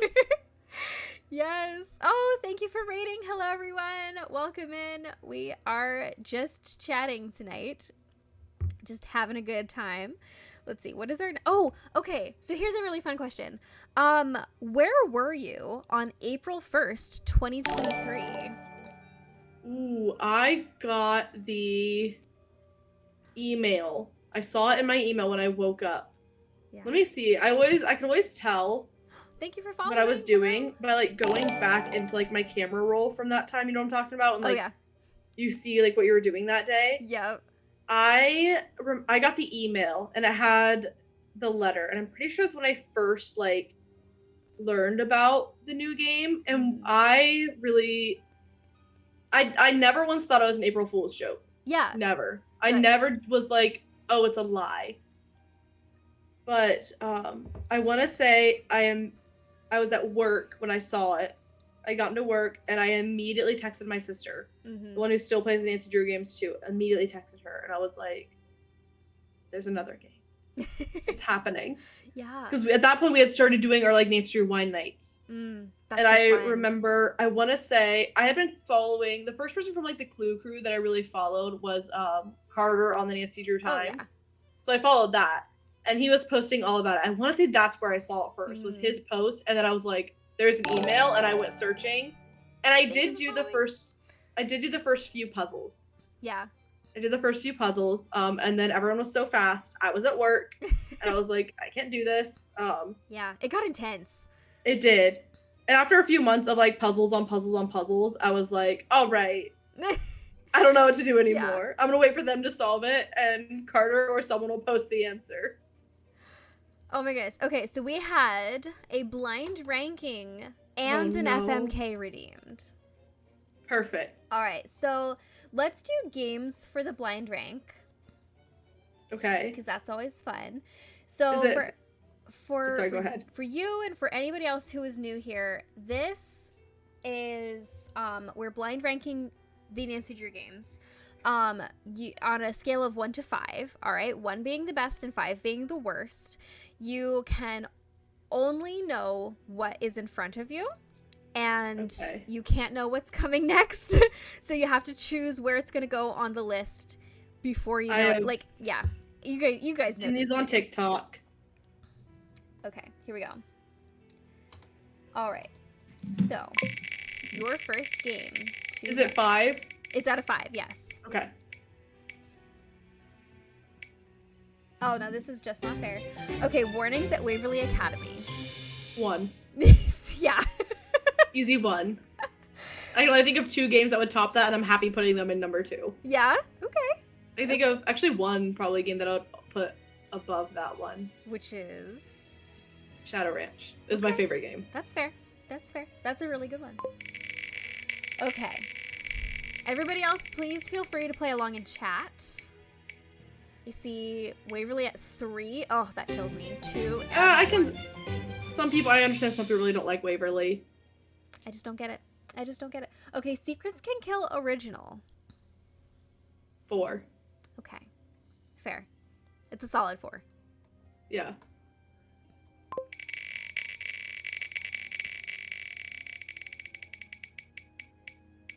A lot of people said 4. I feel better about that. I see that, yeah. Sea of Darkness. Ooh, 2. It's a good one. Love that game. It's a beautiful one. 3 for the disc swapping. Love it.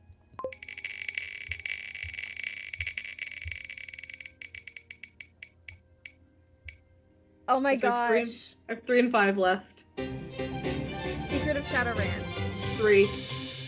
I'm happy because, okay, I always say I have like a top 5 games when people ask my favorite are. Because it just depends on my mood sometimes, whether I want to. And those top 3 are all my top 5. Nice. So. Nice. Oh god, what's my number 5? I only have 5 left. Let's see. It always happens I always have 5 or 1 left. Oh no. Last Train to Blue Moon Canyon. Aww. Sad. Oh, that's man. Okay. Those are actually some pretty good games, though. Yeah, those were really good ones. Sometimes this wheel really gives you like Ransom of the Seven Ships, and then Midnight in Salem, and then Secrets Can Kill. I'm not too upset with my ranking because I don't hate any of those games. Yeah. But Last Train is also my top 5. Same. The only one that's not is Secrets Can Kill, but that's a very nostalgic game for me. It's my first one, so I'm fine with it. I actually really like Secrets Can Kill, like original and remastered. I like it in its own, like, I don't know how to describe it, but it's a game that I actually, I don't know, I like the puzzly part of it, like when you're trying to like just code all the things on the wall. Yeah. And as a first game, I remember like we loved solving those. Yeah, I did remember too. Like going and getting like a mirror to try to like we were like, holding up a mirror to try to like get the reflection on one of them, so read it backwards and. Oh man, I remember like the first time I played them that it was really fun. Because of that, you know, because like you kind of need the context of some of them in order to like solve, especially in remastered. So I remember having a really great time playing it the first time, but after you've played it once, it kind of loses its charm, I think. I agree, because then you know exactly what you're looking for. Yeah. And you, like, you're trying to get all those little, whatever they are, the L3 and the, you know, to solve the final puzzle, but it's like, that kind of loses it, because if that's the only puzzle, really. It's like one puzzle to do the whole game, and so. Pretty much one, yeah. Yeah. But that's okay. It's still a great game, and I'm going to speedathon it. Yes. Yeah. And I do really like that when they did remaster it, they kind of kept it in its original form. If you know what I mean? Like they did I'm not a big fan of the fact that they changed the culprit. I understand why they had to. I understand why they had to change the ending. But I don't like that they changed it that much. Yeah. I wish they would have kept it to be the same culprit as the first one, just maybe a different ending. I think it would have been cool. If we had met the culprit. Yes, they could have remastered it that way. Yeah. I also think it would have been really cool if they would have remastered it and not introduced any new characters. It would have been one of those original 4, Hulk, Connie, Hal, or Daryl. Yeah. With like a new motive. That would have been really cool. What could have been cool would have been if they had brought in Mitch and Steve. And then we went the whole game thinking that it's Mitch because we know the original, and then it turned out to be Steve. Yes. Yeah, or whatever the guy's name was.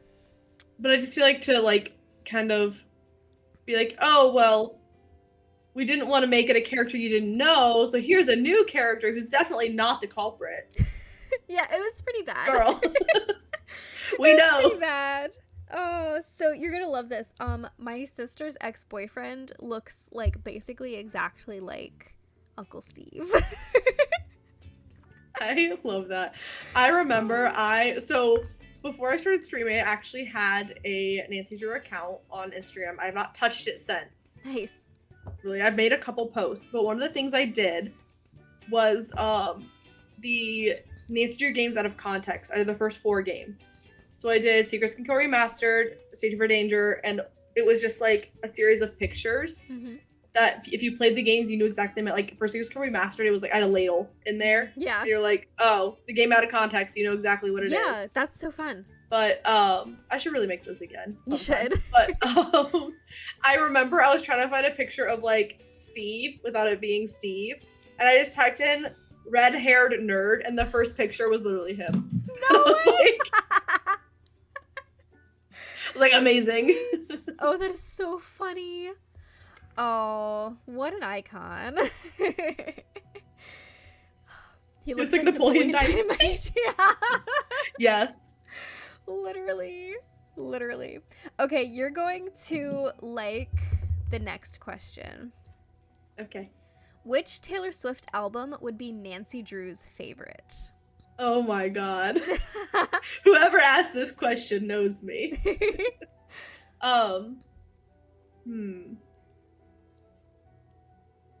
She strikes me as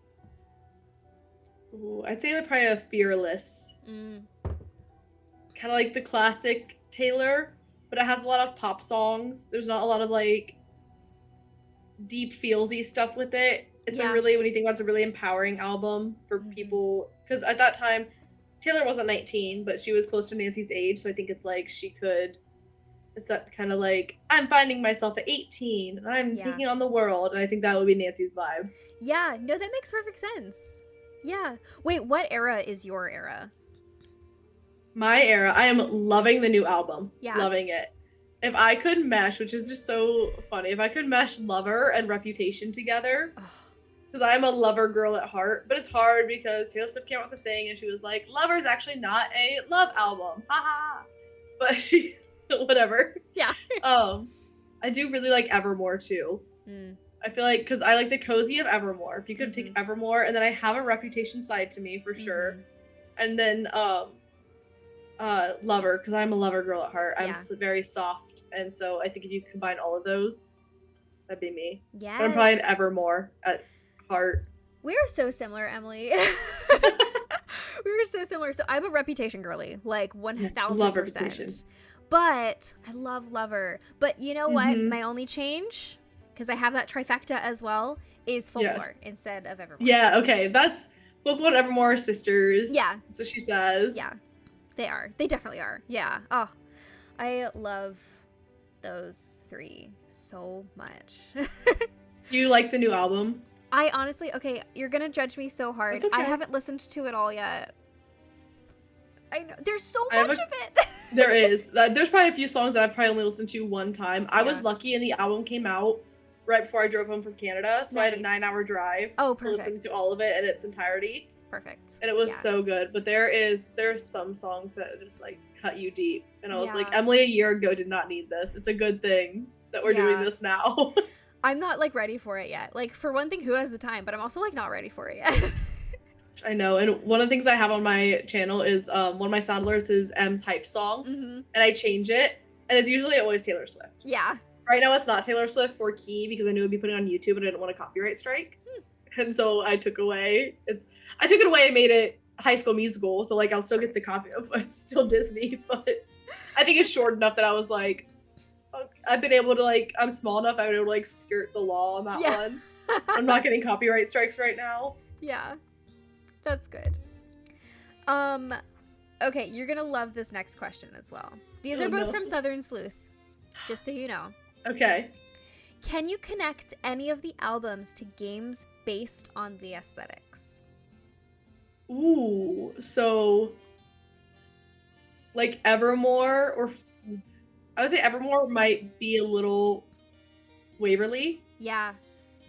Those like cozy vibes. I feel like a cozy vibe, a cello in Evermore would be really cool. Yeah. I'm trying to think of like, is there one for like Reputation?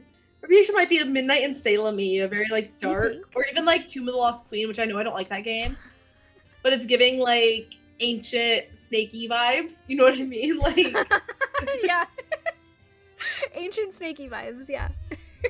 Or I'm trying to think of a game where Nancy is just like, we could say Final Scene because Nancy's just very sassy in that game. Yeah. Lover would be Shadow Ranch, I feel like. Even though it's very Western, it's still the best love story to ever come out of a Nancy Drew game. Yeah, one of the only. Yeah. Yes. Yeah. I'm trying to think if there's... I'm going through the albums in my head. Trail of the Twister would be debut, easy. Yeah, I was literally about to say that. Taylor Swift would definitely be Trail of the Twister.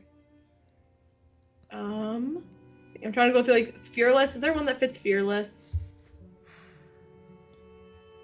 I'm going through the like it's very like a high school crush kind of situation. Why do I want to say Phantom of Venice?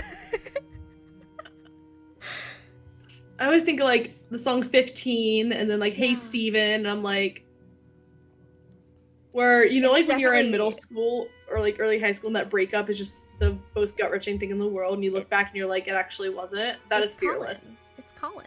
It might be Colin. Captive Curse. Oh my god, it's Captive Curse. Curse. From the villain to Nancy's relationship issues. Oh my gosh. Wow, this is such a fun question to think about. It is. What about Speak Now? Because Speak Now is very... Would that be Castle Malloy? Yeah. For like... For Speak Now everyone just has some opinions there. And nobody should be marrying anyone in that game. Seriously. Oh my gosh. No, I was on a friend's podcast. Are you familiar with the River Heights Buzz? Mm-hmm. I was on their podcast. They said, hey, what game do you want to talk about with us? And I said, can I please have Castle Malloy? Because there's just so much to say there because those people are so problematic. That is one of my favorite games to stream. One of my favorite Nancy Drew games to stream because I have people in my chat who have never seen a Nancy Drew game. And I'm like, let me introduce you to the wildest ride you'll ever be on. Thank you for following. So be like, oh my god, and now there's a jetpack? I'm like, and now there's a jetpack. But wait, there's more. Yes. I remember I introduced my best friend. So, like, she grew up playing the games as well, but she didn't play them all. So I, like, had played them all, and I was like, let's play a game that you haven't played before. It was during the pandemic. She, like, basically lived with me. Like, she was always at my place because we were quarantined, you know? So, we were basically quarantined together. I was like, let's play a Nancy Drew game. Let's, like, pass some time. And she said, okay, well, I haven't played this one. I said, okay, we're playing Castle Malloy because this is the most wild game from start to finish. Oh my god. And she was like, okay. And we played it in one sitting, and she was like, you were right. That was a weird one. I see Dawn's chat. Dawn is one of my, like, regular followers who doesn't know any Nancy Drew besides what I've streamed. Wow. And the jetpack got me. The jetpack did get her. I had a friend recently. He is someone I know from high school, but he started coming to my streams. And he was like, he streams also, and he was like, I would stream a Nancy Drew game. And so I had him take the Sassy Detective quiz that says, what Nancy Drew game should you play? And he got Curse Blackmore Manor and Phantom of Venice. And Nice. I said, you're not doing Curse Blackmore Manor because that's just mean to That's do on cruel, for your yeah. first game. Phantom of Venice, I said, you are doing this. And we were in chat and we were like, we can't wait for you to meet Punchy LaRue. Oh my, could you, like, he was just floored by this game. He was like, what is this? I can't imagine being somebody unrelated to the games and then finding Punchy LaRue, like, random. I know, and like I would love to be at that meeting where they pitched that's how Nancy's gonna make money in Venice. I just guarantee it wanna started as she's gonna dance, right? I'm guaranteed that's how it started, but they're like, how do we do this without revealing her identity? Because it's a big thing. They're like, put her in a cat suit. They're like, yeah! That was a Let's great go. idea, yeah. Do you know how many people have said in, like, the Facebook group, like, oh yeah, like, somebody in my family saw that and were like, what the heck are you doing? Yes. Yeah, people, because, like, you're, like, 8 years old, and then your mom comes in the room. Yeah. You're like, I'm dancing in a skin-tight leather catsuit. And Like, people it's are cool. cheering or booing. Yes, and you're thinking, I'm a cat, and they're thinking something very different than that. And so, oh my, I remember that, Yeah. and like, I remember a lot of parents were really upset when Honey and Castle Malloy came out that we were a bartender. Oh.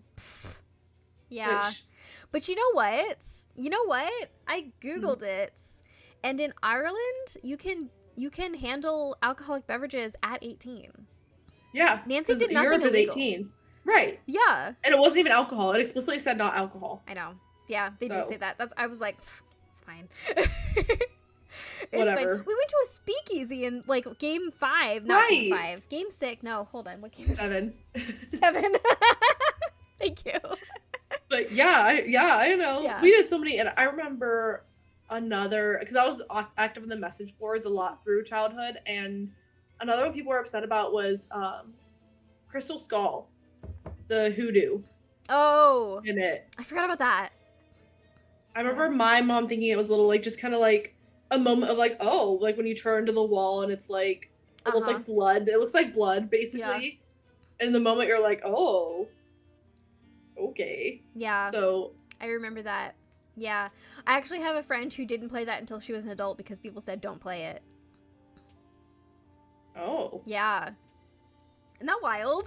that is. I was like, I know my mom didn't let us play Message in Haunted Mansion for a long time, but that's also because we were babies and we would have just cried. That's so funny. Oh my That game God. is creepy to this day because you always find something new, Oh, a new little haunt.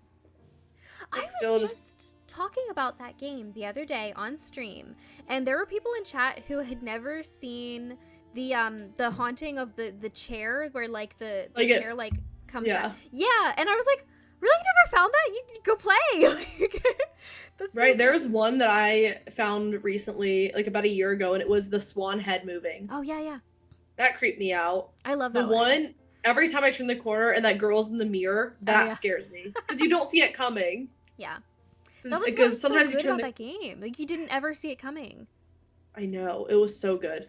Yeah. The phone ringing and the garbled speech. It's Yes. so good. Yeah. Or the laughing still scares me because it just happens sometimes. You're like Oh, walking up yeah. the stairs. Yeah. Oh, and I love the I see you. Like, that one's so, Yes. oh, it's so, the chills. It's so 'Cause good. you just, and that's the thing is you never know when it's coming. There's other games that have jump scares and I don't care because I know it's coming. Yeah.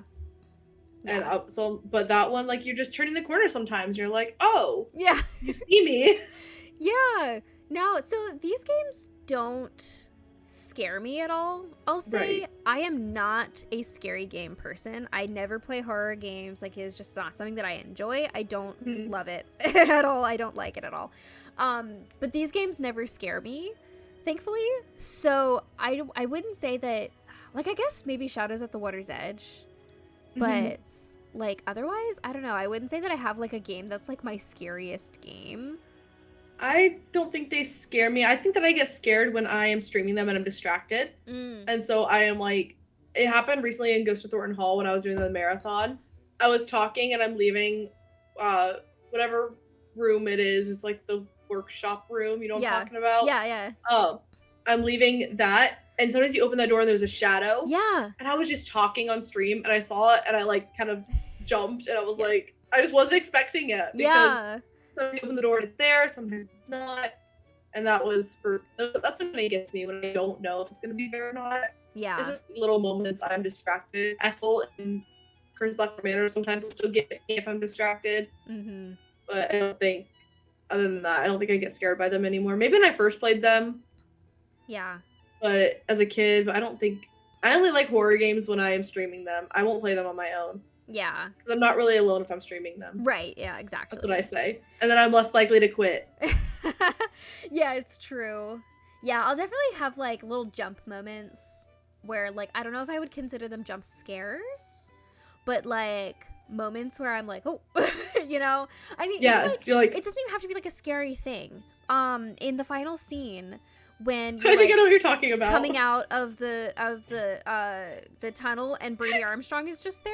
Yes, that got me. I was thinking of the creepiest scene I think is ever. When he's just like there. When he comes down from the ceiling. Yes, no. And he used stuff and he's like. Yeah, but see, I was expecting him. I knew to expect him. I knew he was going to be there. And I knew it was going to be way too up close and personal. And I was like, okay, I can do this. But then, like, the one where you come out and Brady's just there. I was like... That got me, too, recently. Yeah. Because it's like some of them, I feel like it's triggered by different things. Sometimes you come out of the basement and he's there. Sometimes he's not. Mm-hmm. So you're like, I just got through something else. And it's like... I don't know. Wasn't expecting him.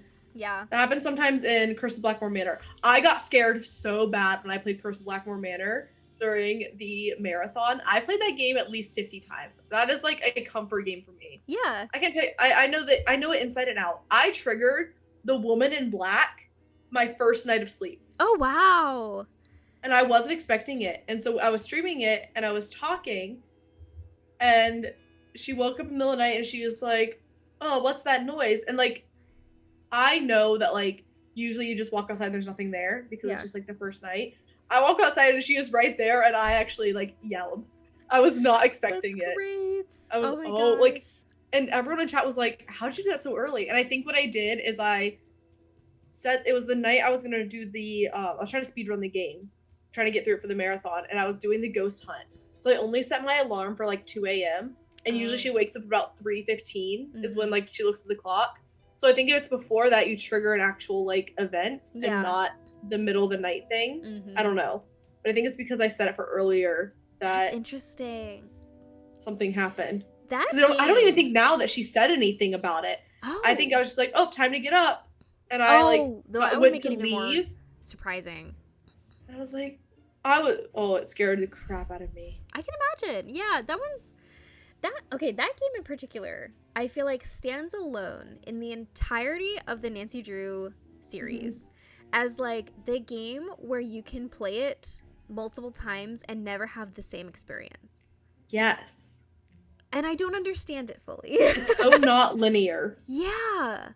And that is why I love that game. The reason it's a B tier, because when I make like my tier list, it's a B tier game for me because of the fact that when you play it for the first time, you get all the way to the forge, and that is when you find the book that tells you you're supposed to find all the pieces for the columns and here's where to find them. Mm-hmm. At that point, I've already done about 5 of those. Yeah. Like, I would have liked to find that book in the beginning. Yeah, that would have been helpful. No, and it tells you about the moving rooms. It tells you so much more that could have been so helpful to getting to the forge.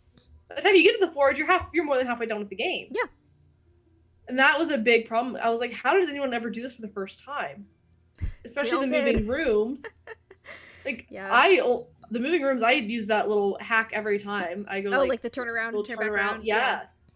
Like, how was I supposed to know those are moving rooms? I'm supposed to find a map in the center without that book that I find after I get through the moving rooms. Yeah, it's wild.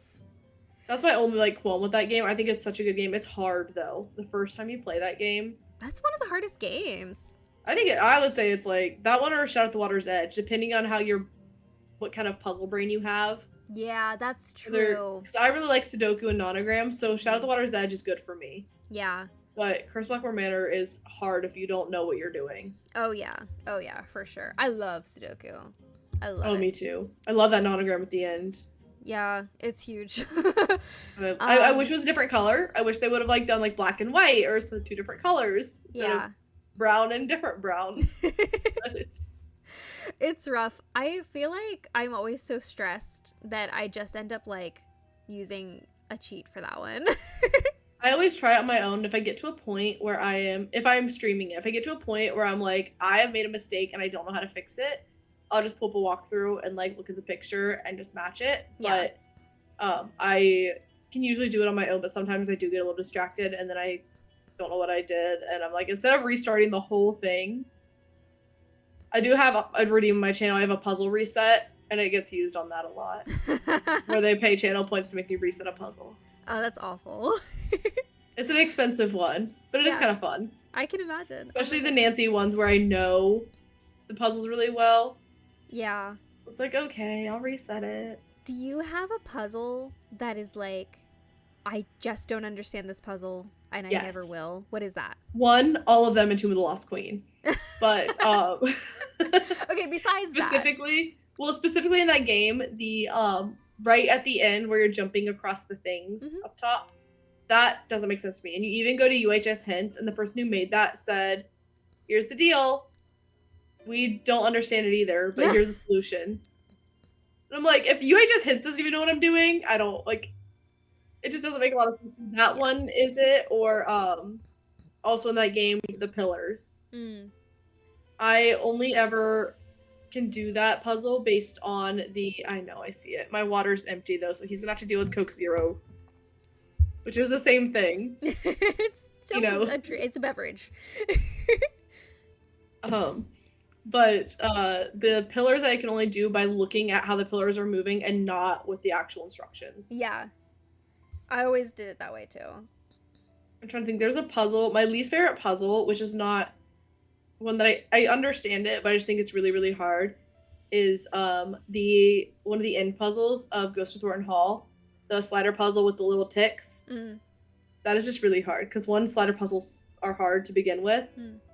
But like the ticks, it's like you have to line it up so perfectly, and then some of them are like have multiple ones that could go there, and you just have to kind of see if it works and if it doesn't, and it just takes a really long time. I love slider puzzles. I love them. They work with my brain in a really nice way. I really like slider puzzles. But in the same game, the well puzzle, do you know what I'm talking about? Ooh, yes, it's kind of like a nonogram but not. I have no effing idea how to do that puzzle. Oh my gosh, that puzzle, I understand it. The well one is not bad. The one to get into Charlotte's room. Yeah. Same concept. Yeah. It's the exact same, just different numbers. Yeah. That is hard. Yeah. I can't. Those two. I'm like. Another one I don't understand, and I saw a little comment on it earlier that has no logic, is the food puzzle in Sea of Darkness. I have no idea. No idea. Yeah. What is the point? Like, I think I'm really smart until I play that one. Right? I know. I'm always like, I have played every single Nancy Drew game. I can do this. I can't do it. Can't do it. I only know one person who likes it, and I think she's insane. I don't know anyone that likes it. I don't think of other ones that I don't think there's any other ones that I don't understand, because I did when I think it was during COVID. I played through all the games without a walkthrough. It was like a challenge for me to see if I could get through all of them without any hints or walkthroughs. Because I'd played them so many times, but there were still some puzzles that I was like, I played this so many times, I can just cheat. And so I wanted to get through them all on senior without walkthroughs or anything. Yeah. And I got through them, but there were a lot of games where I was like, Labyrinth of Lies was one of them, where I was like, okay, now I understand what this puzzle is. Mm-hmm. You know what I mean? Where I was before, I was like, this does not even make sense in my brain. And then there's other puzzles where it still does not make sense in my brain. Yeah. I feel that. I totally feel it. All right, let's head to another question. Which Nancy Drew game is your aesthetic? Ooh. I'm tempted to immediately say Waverly. Yeah. Because I am cozy. Mm-hmm. Brandon calls me the cozy queen because like I'm wearing sweatpants right now. I look really cute from the top up, but like I'm wearing my baggiest sweatpants and I have a heated blanket. Oh, the best. And normally I have my viewers know I have a sloth. It's a heated sloth that I tend to put on my lap as well because it's just cozy and it's warm and I like my chai. So that one I really like. Seven Keys is almost an aesthetic for me too, because that game's really cozy. That game is beautiful. I know. I love it. Yeah. I'm trying to think. Going back in all the games.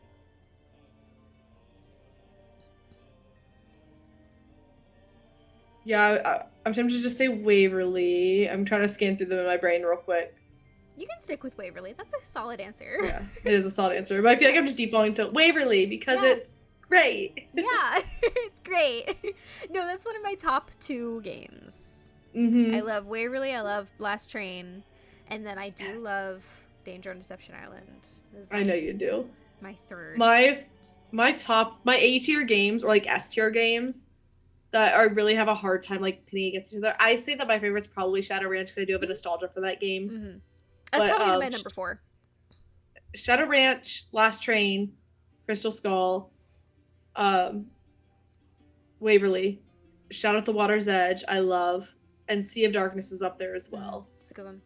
As far as the OG games go, probably Final Scene is my favorite out of like what I call OG is like 1 through 9. Yeah.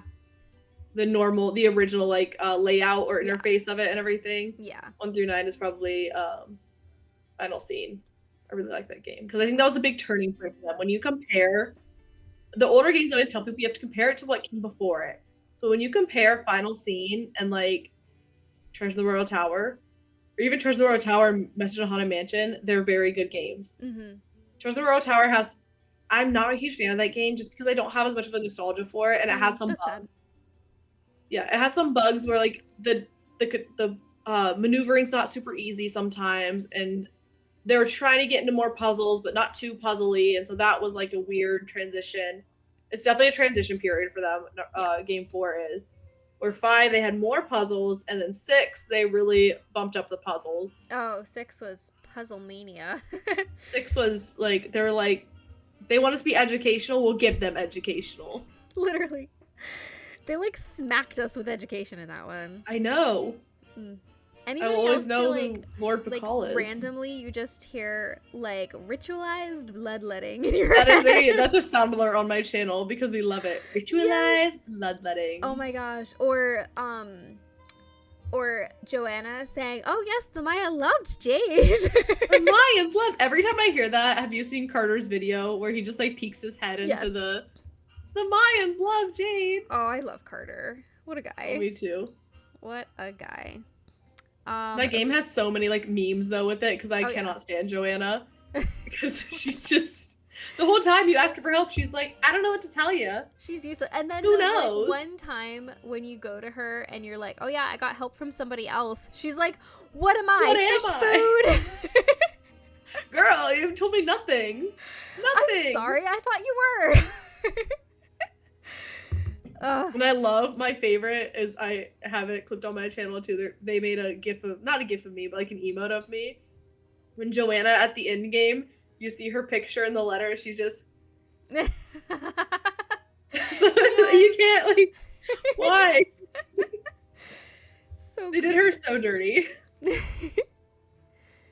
Okay, I'm trying to go through because a lot of these questions we've like hit on. Okay. So I'm trying to like go through and find like questions that we haven't touched yet. Oh, tell us about your ninja competition. Ooh, that is a deep dive question. I don't talk about it much.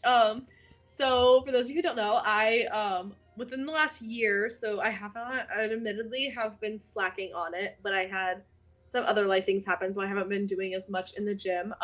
Those of you who don't know, over the past 2 years, I've been like amateur bodybuilding. And so I go to the gym a lot. I am a gym girly. And something I got into was the Ninja Warrior sports. If you've ever seen the show, American Ninja Warrior, basically you're hanging onto things and flying. It's like what it is. You're trying to get from point A to point B with as many obstacles as possible without falling. And it was so much fun for me. It was a challenge because when bodybuilding, I lost a significant amount of weight since 2022. And so I wanted a new challenge because I was getting bored. And I did my first ninja competition. I went in like a newbie. I knew nothing about it as an adult. I was 25 when I started. And so that's like, I have 5-year-olds that can outswing me. So it's like, I don't know. But it's something I wanted to do for myself, and I really, really liked it. It was a really fun challenge. I competed in my first competition. And when I say competition, it's like the show Ninja Warrior is not what it's like in real life. Yeah. It's like it's in a gym, first of all, and it's also, you're not above water, you're above mats because safety. Danger, And, yeah. And you're indoors, Yeah. but it is still getting from point A to point B as like creatively as possible. And in the fastest amount of time. But it is such a challenge on your body. You can think you are strong and try, like, it's just the skill of like learning how to swing and propel yourself, and like it's just so much mental Sounds like work a lot. too. But I did my first competition. It was so much fun. I was very scared. I placed 3rd. Wow. And I haven't done one since. I just haven't been back to the gym because I had some like big life changes. I went through a job change earlier this year, so it's like I just had to, take a step back from going to the gym and doing that stuff. So I need to get back into it. I do really, really like it, but it is a really fun, I'm a big supporter of like, if you want to try something, try it. You're never too old to do something for the first time or to try something. So I love it. I love Ninja. It's like, that's so cool. Wait, can we talk about your job change? Can we talk about that? Yes, we can. I was so open about this on my Twitch channel. Because I lost my job because I was streaming. Okay, so tell us everything. Okay. Happily tell you everything. I worked for a law firm. I was a paralegal. Okay. For several years. And so to understand what happened, there's a backstory here of I got this job in 2021, I think, maybe in 2020, but I had this job. I was living in Western Ohio. I am from Central Ohio. I'm from Columbus. I was living out there because of an old relationship, and it didn't work out. And so I wanted to move back home. I lived out there for a year by myself, but eventually I did want to come back home. I didn't have any connections out there anymore. Yeah. I really, really liked my job. I got along really well with my boss. I was performing really well. But I wanted to be close to my family. My sister has kids. I wanted to come back. So I left that job. I got a remote position at a law firm in DC. So I was working for a law firm there. I ended up being let go after my probation period there because I think it was budget cuts. They're small businesses. Law firms are small businesses. Yeah. So they can kind of do whatever they want. They don't have an HR department to go through. So if they want to fire you because we just don't have enough money and you're the last one in, they can. And so I lost my job there. That was rough. I lost that job in September of 2023. Okay. So I moved in June of 2023. I left my old job on very, very, very good terms. They wrote me wonderful recommendations. I was very, very close to my boss. Yeah. He has a daughter close to my age. I was the youngest one who worked there. Everyone else was like 35 plus. So I was, and he was 60. He had like I said, he had a daughter my age. So we like had that kind of father-daughter relationship I would call it. And so I ended up calling him because he told me when I left that he wished we would have talked sooner about it. He would have made me remote and I could have lived in Columbus and worked in Dayton. And so I ended up reaching out to him and I was like, I just got let go. Would you be willing to like discuss me coming back remote? You always told me the door was open. And he said, absolutely yes, immediately. So he had me hired back within about a week. I was only unemployed for about a week, which was huge. It's amazing. Yes. Amazing. And he said, you can be. At first, I did have to drive. It was about an hour commute. Like I said, I had that hour and a half commute where I listened to Spill the Tea. And so for a while, I had to drive back for a little less than a month every day because until they could get my equipment ready. They'd never made someone remote before. And so they had to get my equipment ready. They had to order it and everything. So I was driving back. I was performing really well. I was doing all the things I was supposed to be doing. And they made me, and this is also the company I worked for before. So these people knew me. All the same people I worked with before. And so I started being remote finally after about a month. I am still doing my job. That is the most important thing here. Okay. My clients did not slip. I never missed a call. I never missed a Teams meeting. I was there, but I was the only one remote. Right. And I think that the girls I worked with were just a little bitter and jealous that I was remote and they weren't. That I got this nice position offered to me and I got brought back and I made more money than I made before. I worked, like when I worked before, I got a raise coming back because this is how it worked. And so I think there was a little bit of that going on. I don't know for sure. And I'm not ever going to be someone that's like, they just wanted to be me, because that sounds icky. But I ended up starting to stream in December. Sorry, everyone. Dawn and Lou know the whole. I've shared this story on my stream before, but I ended up starting to stream, and I did not share that part of my life with my coworkers. It was not something that, it just wasn't important. They like to sit there and talk about their kids and sharing recipes and stuff. Like, they had young kids, and that just wasn't me. And so none of them want to hear about Nancy Drew. And I just kind of knew that I wasn't gonna, I talked to them about the gym. I talked to them about other things, and then I go into the office one day. I was hybrid, so I went back in once a week because I still had to meet with clients and stuff like that. So I was in the office, and there was probably about 6 girls on the floor. Like, there was not a big business. So I'm there, and I can hear them kind of whispering, and they're all kind of off. There's an office manager, 2 attorneys, and then the paralegals. And they were spending a lot of time in the office manager's office, and I could hear them talking, and I had this gut feeling they were talking about me. I just knew. But I was there all day, and then I was like, I got a weird feeling about this. And I remember at this point, Brandon and I were very new together. We weren't actually dating or anything yet. And so I remember talking to him, and I was like, I overheard them say that they have proof of something. And I was like, but it couldn't be me. Like, I'm doing my work. Like, what can they have proof of?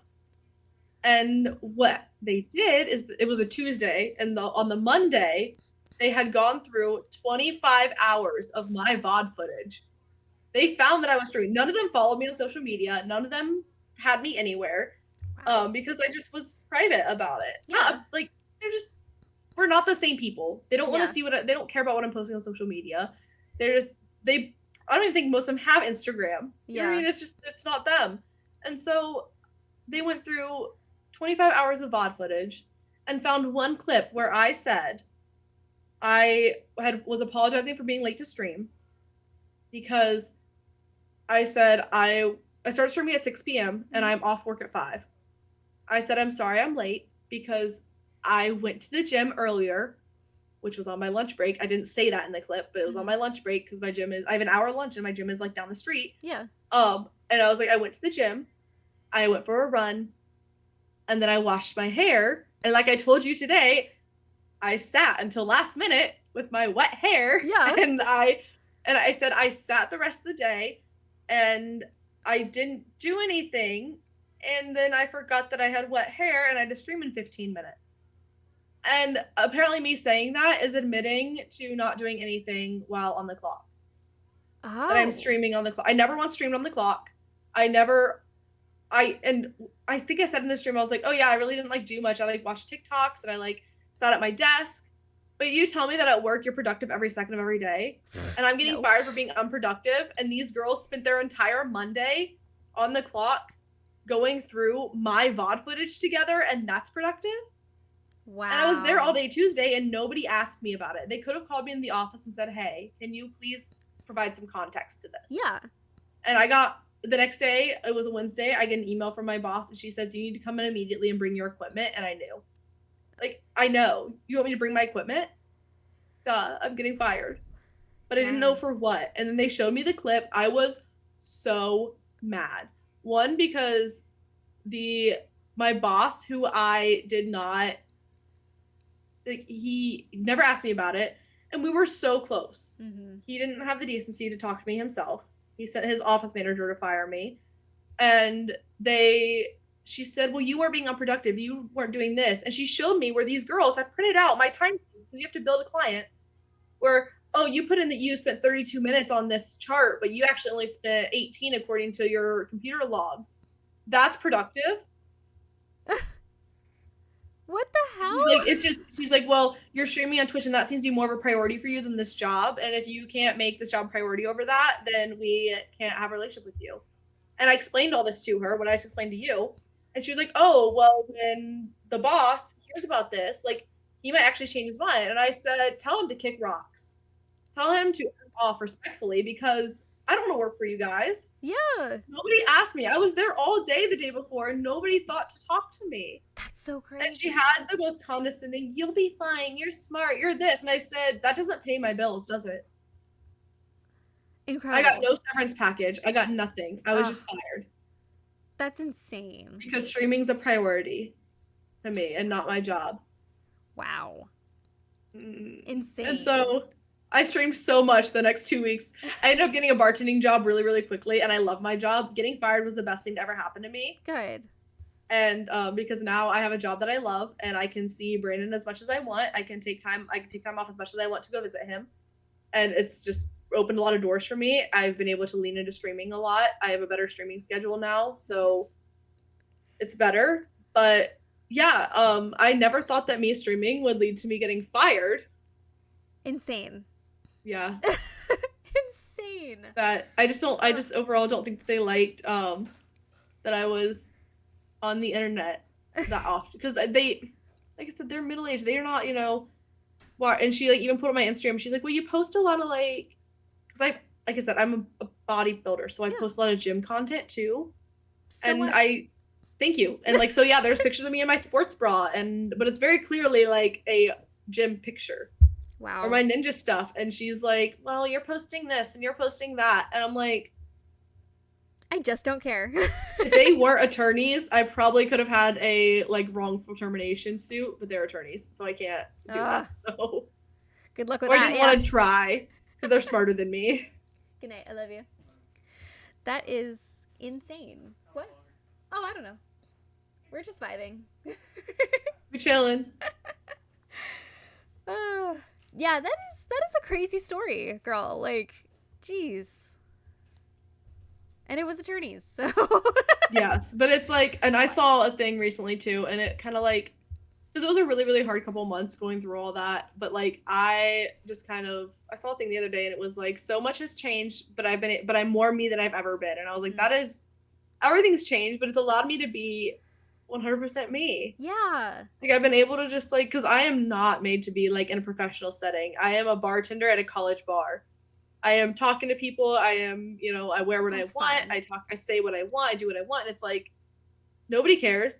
My coworkers, my supervisors love that I stream. I have like my supervisors come up to me and they're like, hey, I have like a good idea for you for like your cozy stream days. And they're giving me game suggestions. That's so great. Like, that's the kind of like, that's what I want. I don't want to have to hide pieces of myself. Yeah, absolutely. No, I love that. Oh my goodness. That is so great. Lou said Em also drank a lot during that period. Listen, it was 2 weeks. I was off work for 2 weeks. Did I have a little extra wine some nights? Yes, I did. Please, you're allowed. Right. I was like, I'm 26 years old. Yeah. Tipsy Nancy Drew was great. I was. You're so allowed. Oh my goodness. I just noticed that our music turned off. I did not notice for the longest time. So sorry if anybody was missing that. Okay, so next question is, what's one piece of advice you'd give to new streamers? That it's okay to be bad.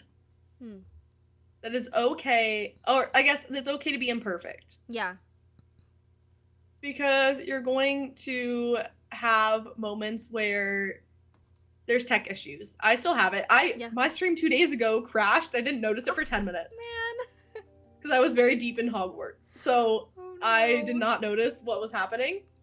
But it happened. They all know that Twitch is my biggest hater. Twitch hates me. So it's like, it always crashes, or everyone's first anything's gonna be bad. Yeah. So it's like, you're gonna be bad, and that's okay. It's a learning curve. You're going to stumble through it. Nobody's first stream has 100 views. And also, play what you want, do what you want. Yeah. Basically, also, it's like, that's why, be yourself. Like I said, I show up and I hope for the best, and if I have to answer my door because there's DoorDash there and I'm gonna eat on stream, I'm gonna do it. There you go. And it's just... you see Brandon's comment there, don't you? Wait. Stop it. Okay, I do have to read it out loud though, because this is also going to be a podcast and people are going to be listening to this. It's gonna make me cry. My boyfriend in chat right now is saying those 2 weeks were Emily badass period where he fell for her. Stop it. It's I am so gonna cry. It's sweet. so sweet. I Because love he knows how hard that was for me. Yeah. And that's a thing too. And it's like, streaming, and you, like you said, you only ever stream for like 2 to 3 hours at a time. Yeah. For me, it was like I had to stream or I would have gone insane. Because I Yeah. couldn't, like, I don't know, I couldn't just sit. Yeah. But it's like showing up, and that's so, like, a lot of people don't realize, a lot of people who don't stream don't realize how much energy it takes to stream sometimes. Oh my gosh, yes. And just be so, because when you're gaming by yourself, you're literally chilling. You're Yeah. rotting, what I call rotting. Yeah. When I'm like cozy gaming, we're Yeah. rotting away. But like you're on when you're streaming. Yes, and you have to be hyper aware of chat and what you're Yeah. doing and what you're saying, and it's just energy. You're performing. Yes. Yeah. And so it's like, for me, doing that and still trying to show up while, and I don't want to sound like, oh my god, it's, I had to show up for the people who wanted to see me, but like when you're streaming consistently, I don't want to be like, okay guys, sorry, I have to take 2 weeks off until I find a job.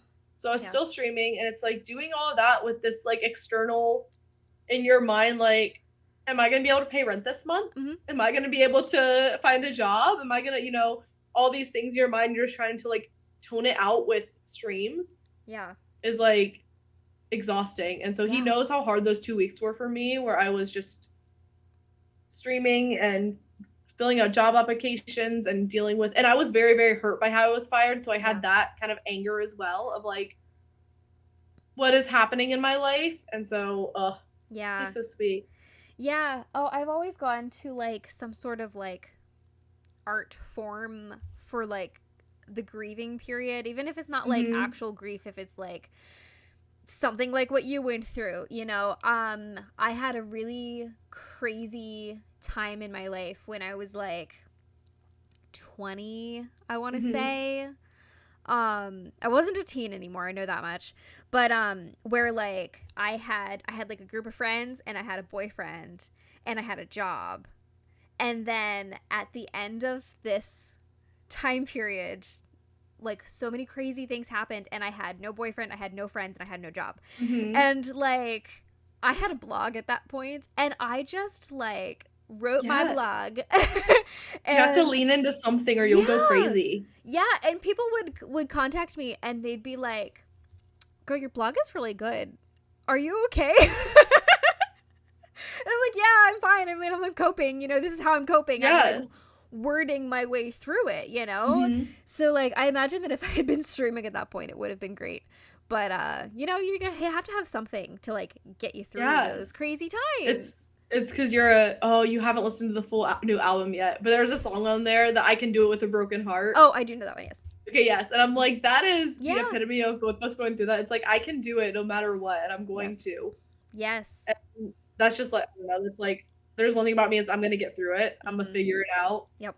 No matter what. And so for me, it was just like being able to really lean into streaming. Yeah. That's something I told my Discord today. I was like, streaming really, really improved my mental health, because it gave me a sense of like, I don't say being needed, but it's like a place to show up.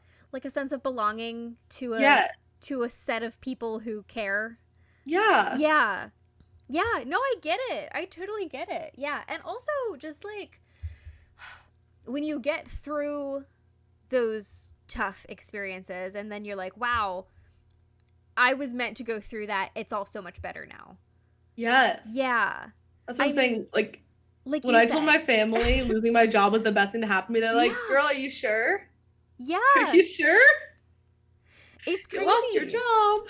It's crazy, but like sometimes that's how it goes. I mean, so a little bit of context for my experience, where I had two girlfriends and a guy friend and then a boyfriend, and I ended up like I broke up with the boyfriend, and then girlfriend who was like my best friend for years like left me for him, and then like the other friends kind of followed. So we were all like a friend group, like we would talk, and then I had the one guy left, and he was like, you're crazy, you shouldn't be offended by this. I actually left that situation. I was like, I can't handle this. I like ghosted him, and then I quit my job because I was getting bullied there, and which was just insane. And it was like a what's it called? An internship.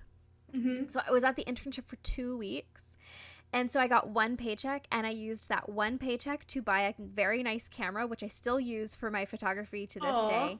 And I went and got a job at a hotel and like conference center. It has like a summer camp attached, and Ooh. took that job, met my husband. Like, I mean, it wouldn't have happened if all those things hadn't have fallen apart. Right. You know, like I wouldn't have found my thing. I wouldn't have become a photographer. I wouldn't have, you know, met my actual husband.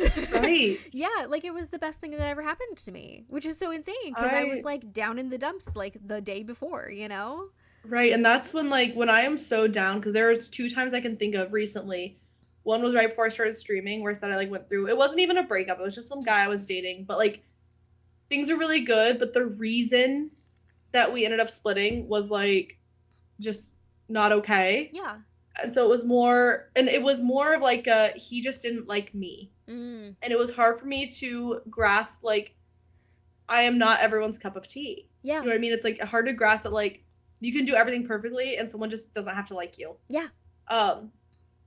And so I went through that, and that's when I really leaned into like watching Nina streams was one that I really watched all the time, where I was like, I just need to like be with people who accept me for me. Yes. And I don't have to worry about the outside world. And that was when she had a stream, and she really encouraged me to start streaming. So I started streaming Nancy Drew, and it was just, and look what's come of it. Yeah. And then I had another moment where it was right before Brandon and I started talking again for the first time in like 6 years, where I was having a really, really bad time with dating. Not just like, I mean, just horrible people. You know what I mean? Just like, why? And I was just like, dates here or there. I wasn't seeing anyone seriously.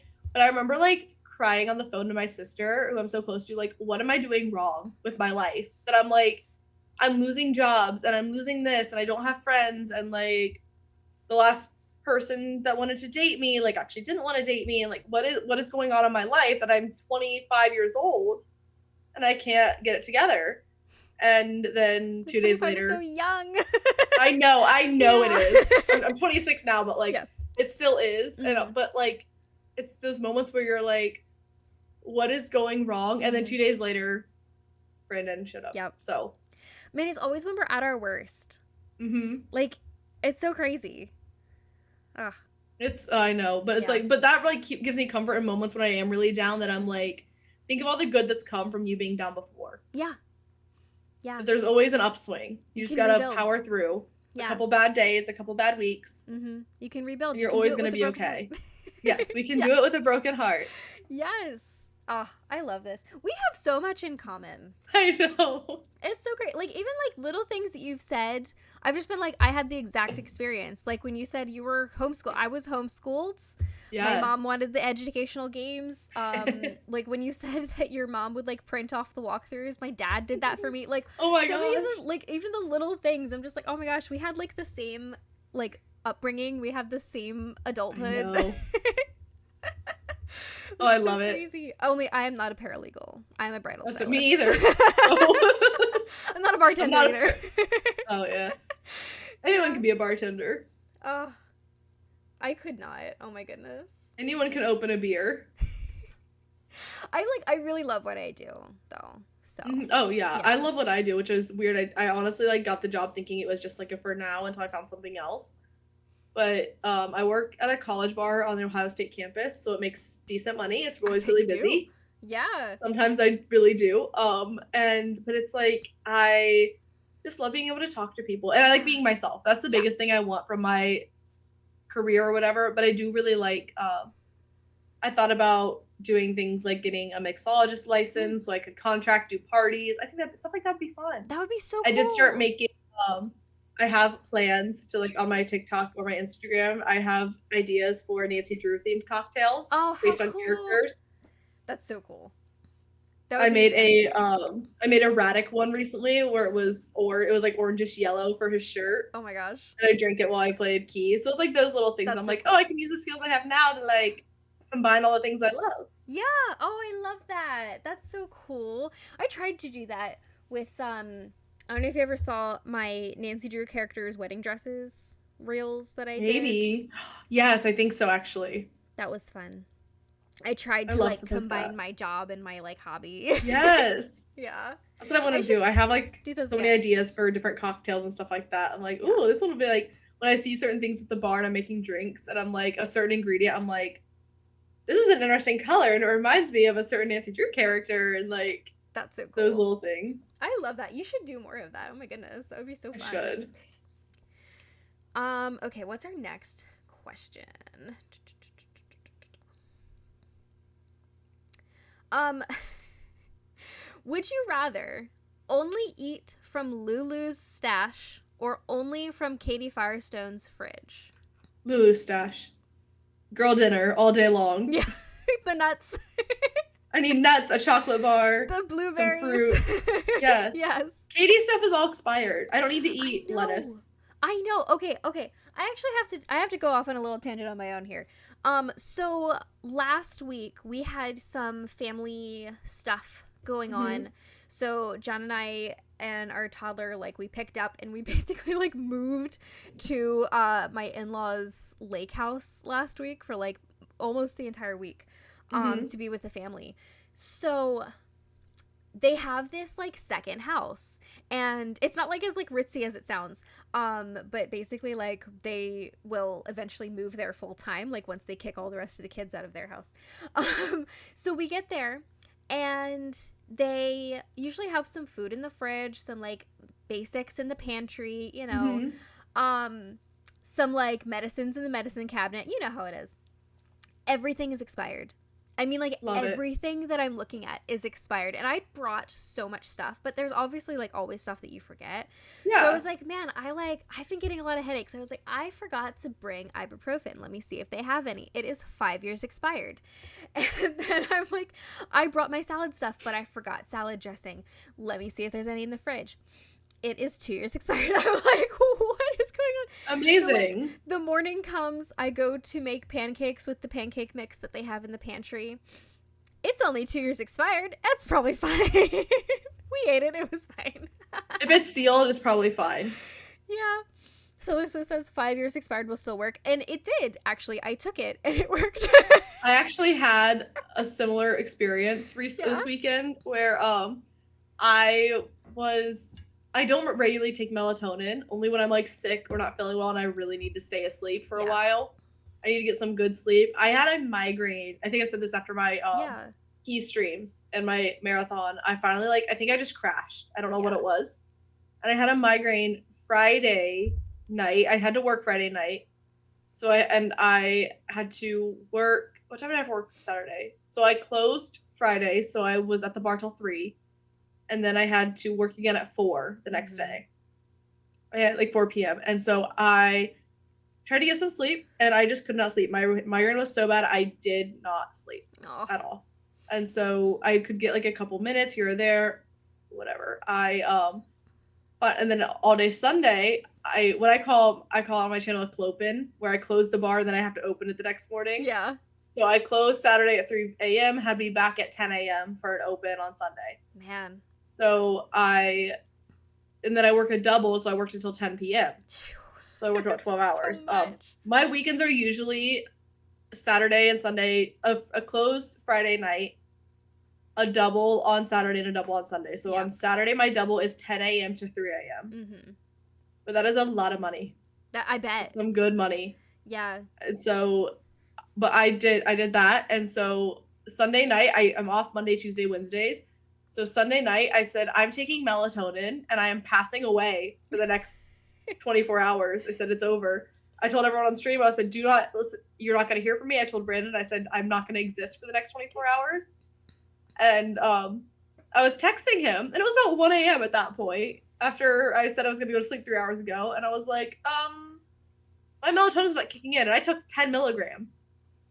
I went and looked. It was expired 3 years. So it didn't work. Of course.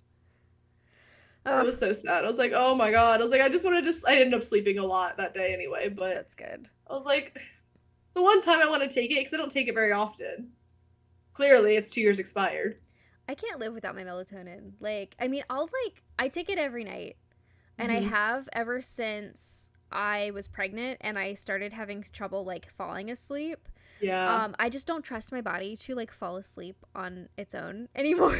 So like there will be times when I'm like, I can go off of melatonin for a little while, but then I'll like feel it and I'll be like, I am very wide awake and it is 10:30.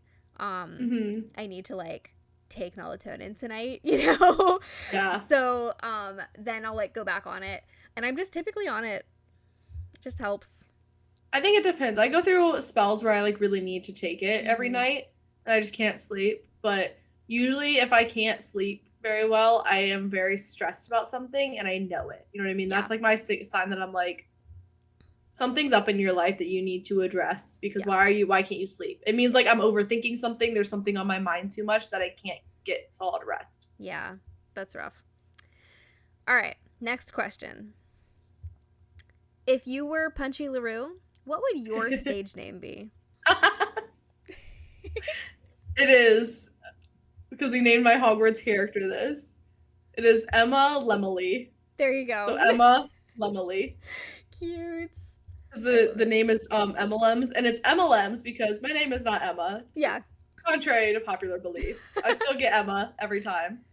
And the lovely rabbit corrects everyone that comes to my chat. They're like, "Hey Emma," and he's like, "Actually, it's Emily." I'm like, "Thank you," but I don't care either way. It's from my dad as a kid used to call me Emma Lemily instead of Emily. It was a little cute nickname, so I picked Emmalems, and then the lemon theme just kind of worked. Cute. I thought they were cute. Mm-hmm. And that's how we have Emmalems. Perfect. It's really cute. What is our next question? Where am I in our... Okay, this is a fun one. Your roomie choices are Tino, Brenda, Oh, no. and Eustacia. Who do you choose? Let me think. So it was Tino, Eustacia, and who was the other one? Brenda. I feel like if I room with someone, I'd pick Brenda. I feel like she keeps to herself. She's got her own work. She does her own thing. She's probably never really home. I mean, as long as you're not Nancy, she'll keep to herself. Yeah, as long as she's not trying to kill me. Yeah. But Tino would be annoying. Tino, I feel like, doesn't have a hobby, so we'd always want to be in your business. Like, what are you doing? What are we doing today? Yeah. What are we doing today? What are we doing? No, what are you doing today? And Eustacia? No. Hard no. Oh man, I would It's choose just a no. Eustacia. Really? Yeah. No. No. I can That vibe just with an old lady. I mean, I can too, but I also listen. It's my parents too. I'm not saying my parents are old by any means, but like just any kind of not younger generation, I feel very misunderstood by them. They just don't like me. Are you a millennial or are you a Z? Technically, I'm a Z. I am like 2 months off from being a millennial. Oh, isn't that so crazy? Because I'm early 98. Yeah. And millennials are 97. Yeah. Sorry. But it's okay. But I feel like I get like I said, like the things I post on Instagram, the gym content, and they're like, have you ever thought about wearing clothes to the gym? And I'm like, I am wearing clothes. And they're like, but have you thought about wearing real clothes to the gym? No. Oh my gosh. Insane. So it's like I get those comments still from the older generations. Even like I said, my parents and no, it is what it is. It's just the Midwest, growing up in the Midwest, and man, the people around you just obviously they just suck. Like, okay, so nobody come to Ohio. I'm on the East Coast, obviously. Mm-hmm. I was really worried yesterday. And I feel this way sometimes. So I do a lot of like toddler activities, because I got my 2-year-old, so I take him to a lot of like mom and toddler things, or like any parental figure and toddler. I don't dress like a mom, if that makes sense. Do you know what I mean? Like I sometimes I like go through my wardrobe, like especially when I was pregnant. And I was like, do I own anything that isn't a crop top? Like I dress like a young person, and every other mom is like in leggings and like a baggy shirt and Yeah.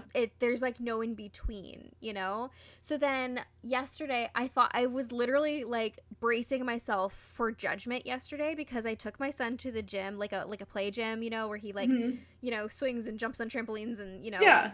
hangs on bars and stuff like that. And I was dressed like myself, which was a crop top and like a mini skirt with like, it was like a Mhm. skirt, you know, it was like a tennis Yeah. skirt, sure, a tennis Yes, skirt. yes. But like, I was like, I'm gonna get hated on. But you know what? Yeah. I was really pleasantly surprised because people only had nice things to say. Ooh. And I was like, thank you guys, because like I really came in like with armor on, like prepared to be like, I can well, wear what I leave me want. alone, Yeah. you know, for my short skirt and my crop top. But like people, like the girl who like works there, she was like, oh my gosh, your outfit is so cute. Her outfit is so cute. You look so cute today. If you need compliments, you Aw. come here. And I was like, thank you. That's so nice. I It was love so that 'cause nice. Yeah. I get similar things, especially when I go to the gym and I wear my Gymshark sports bras, which, you know, they are what they are. Yeah. And I get comments of, "Oh, you go to the gym in a bikini?" Sports bras are No. very different.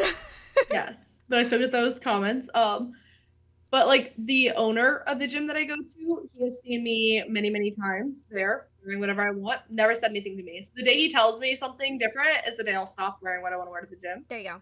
If he owns the place, and honestly, I can wear what I want. Yeah. But I get those. I got to the point where I just started telling people, I was like, if you don't want to see what I post, you do not follow me. Yeah. You don't want to. But I feel that way with like my sisters as well. Not like I don't. My sisters never judge me, but I do know like this weekend I'm going to my sister's for my nephew's birthday party, and so she's gonna have like other moms and kids there, and I'm gonna wear what I want. And by no means do I wear anything like crazy revealing. I know this weekend I'm wearing like a it's gonna be nicer, so I know I'm wearing like it's a matching set, but it's a skirt and a top, and Perfect. I know that everyone else is gonna show up. My sisters will probably show up in leggings and t-shirts, and like you said, that's just what they wear, and then this is what I wear. Yeah, and so like I do get you're overdressed, you're this, you're that, and I'm like, I just like what I like. Yeah, no, I feel that. I go places in like little go-go boots and yes, you know. Oh my gosh, I had a pair and I loved them, and I don't know what I did with them. I think I lost them when I moved or something. Oh no, I have no idea what happened to them. Yeah, one of my very best friends is like another mom, and she's the total opposite of me, where like, and we pinpointed it one day. I think it was when we were watching the Eras tour together. She like, I loved everything that Taylor was wearing, and she was like, I could never, and I was like, I would so, you know. Yes, I loved the outfit. I know, oh, so good. So then I was like, oh, I get it. You treat life as like you want to blend in. I treat my life like it's a fashion show. Yes. Yeah. Oh, I had it the other day too. I wore a dress out. I literally just went to the store, but it was so nice outside. So I wore a cute little like sundress, summer dress, and I sent like a picture of something to like my sisters, and they're like, "Oh, you're so dressed up. Where are you going?" I was like, "Walmart." I love that. Because I want to, because I haven't been able to wear like a cute dress or anything since last summer. Yeah. But the Eras tour, I love putting together my outfit for the Eras tour because I went to the show. I wore, it looked a lot like her 1989 set. It was a like sequiny kind of tassely red. It was like honestly just like a sports bra kind of thing, but it was a top, and then like the sequin tassel things that hung off of it, and then shorts that matched. Cute. So it was like matching red, so it looked a lot like her 1989 one. Oh, I love that. Someone actually lively, if she's still here, commented on one of my TikToks I posted, because there's like a clip of me wearing it, and she was like, "Please wear this on stream sometime. This is so cute." I was like, "Oh, you should." I still have it. That'd be so cute. It's comfy too. It's just shorts and a sports bra, really. I mean, that's awesome. Sequins all over it. Yeah. Oh, I love me some sequins. Anything sparkly? Yes. Oh, it was so sparkly. I love it. I love that. Man, I didn't even try to go to the Era store because, like, expensive and scary. Yes. So I happily wore leggings and watched it on the couch with my friend. But, like, if I had gone, I would have had the most fun coming up with an outfit. Oh my, you would have been so crafty. Some of the outfits people came up with were amazing. I bought mine on Amazon. Nice. But some of the outfits people came up with were so amazing. I was like, I love it. I loved every second. Oh, that's so good. I was lucky enough to go when, like, one of my friends in our friend group, we decided to go in a group of 6. You can only buy 6 tickets on Ticketmaster. Mm-hmm. She managed to get a code. She got into Ticketmaster. She bought tickets. Perfect. We did not have a single issue, and we were lower bowl. That's awesome. And I was like, amazing. And they really weren't that expensive. They weren't like the thousands of dollars that some people were paying. Yeah. Oh, that's so I was good. like, amazing. Yeah, you know what I saw last year instead? What? I went to Big Time Rush. Yes! My sister went to that. I was so jealous. It was such a great show. Oh my gosh. I loved it. I thought you were going to say something like Bluey on ice or... No, because my kid has no attention span for anything, so I don't take him to things like that. My sister just went to Blippi Live. I don't even know what that is. You know what Blippi is? No. Don't show your kid because he's so annoying and you're just going to not like that he will like it so much. Oh my goodness, that's so funny. Because my sister, because my nephew really, really likes Blippi. Blippi is very, like, educational. He does, like, tours of airports and museums, like, explains how, like, airplanes work, but or construction sites. So kids really like. I don't know, it's kind of cool. And then but her son loved Blippi, and like 2 weeks before they went to see Blippi live, he just was over Blippi. She said he still loved it. He loved it, but like she was like, he doesn't like Blippi as much. Oh my god, have these tickets. Yeah, no, I'm with Swagger Moms. Bluey is a great I show. love Bluey. I will watch Bluey by myself. Yes. It's so good. Yes, like we needed to call John's parents one night. They were like, okay, like you can FaceTime us whenever. And we were like, okay, we'll FaceTime you soon. We had to finish the half-an-hour episode of Bluey. Yes. Bluey I used to put on like in the background sometimes, and I remember I got really into it when my ex's niece loved it. This was like a couple years ago, and like she would like be half watching it and I would be intently watching it. It's a great show. It was so good. I cry. It's yes. It's I've cried at a couple episodes. Yeah. I'm like, oh my gosh. Like they just add little things and I'm like, this is for the adults. Yeah, it is. I know. There were so many times when like as a mom, I felt so seen watching Bluey. Mm-hmm. And like there are times when I'm like telling people, I'm like, oh yeah, there was this episode and I cried, and they're like, why did you cry? I'm like, well, because the mom was the son. And they're like, what? Yes. I'll never forget, there was one episode where literally I remember, like, why do I remember this? I don't even have children. But there's one episode where like they're at the beach and the dad is having such a bad day. And Bluey teaches Bingo how to like let go of a bad situation. So Bluey's like, oh, you just kind of like pull it from here and pull it from there, and then you know exactly what I'm talking about, and you throw it away. And then they walk away, and the dad stands there and does it, and I was like, I cried. I know. Because it's like, as an adult, like looking back, you just realize your parents are humans trying their best. Yeah. And that shows that parents are literally just doing their best. Yes. There was one episode in particular where like the mom, I think about this episode a lot. I think it's called Baby Race, and the mom is like recalling how when she had Bluey, like she wanted for her baby to be the one who was like the best at everything and like learning things first. And then like the mom who had the kid who was the best at everything and learning things first came and told her, you're doing a great job. Like, yes. that was just so good. Like as a mom to hear and like to like right, because I feel like that is the mom brain too. I see it with my sister. It's like, yeah, oh, you want your kid to be the smartest and when they're not, you're like, am I doing something wrong? No.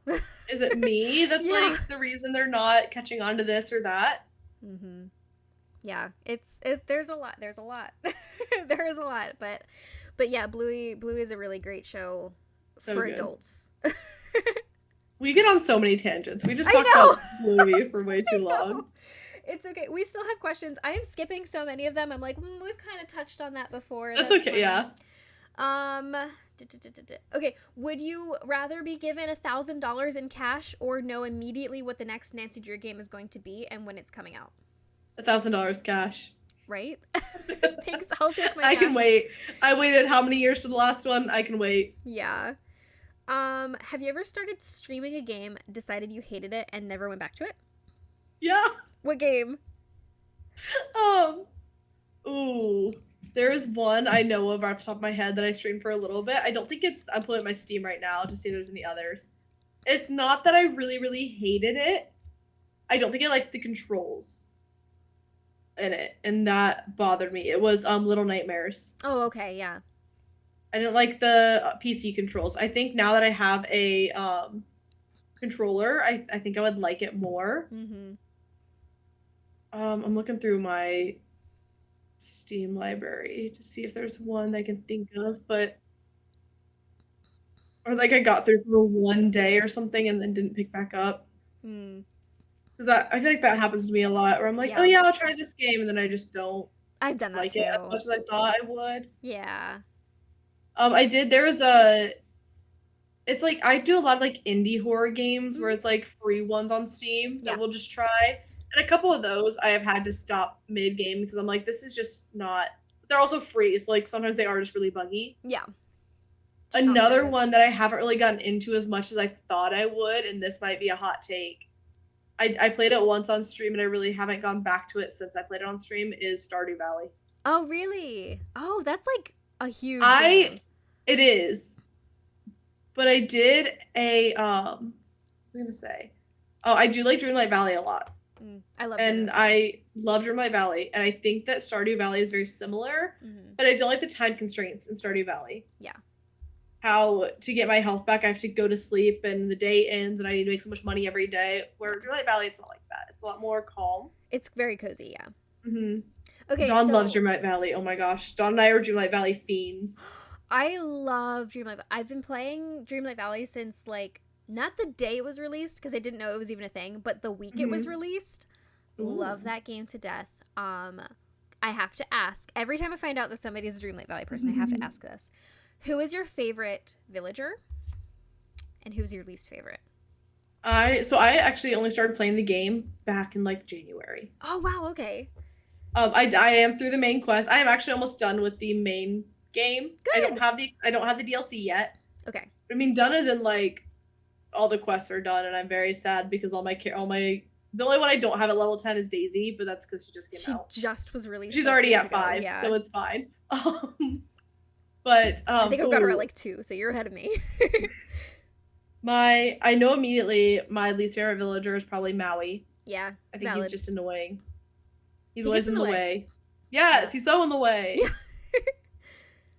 I have a lot of like, it really bothers me that the voice acting could have been better. I understand they couldn't get the real voice actors, but some of them, Simba does not sound like Simba. No. Belle does not sound like Belle. Belle doesn't at even all. look like Belle.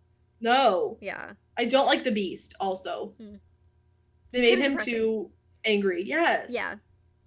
Like he's not like that by the end of the movie, so why is he like that now? I know. Like I really wonder if they're gonna add another like they did for like not a full DLC, but like they did for like the Wally pack and like the Ursula pack. You know what I'm talking Yes, about? I would love. I wonder if they're gonna do like a human form beast pack.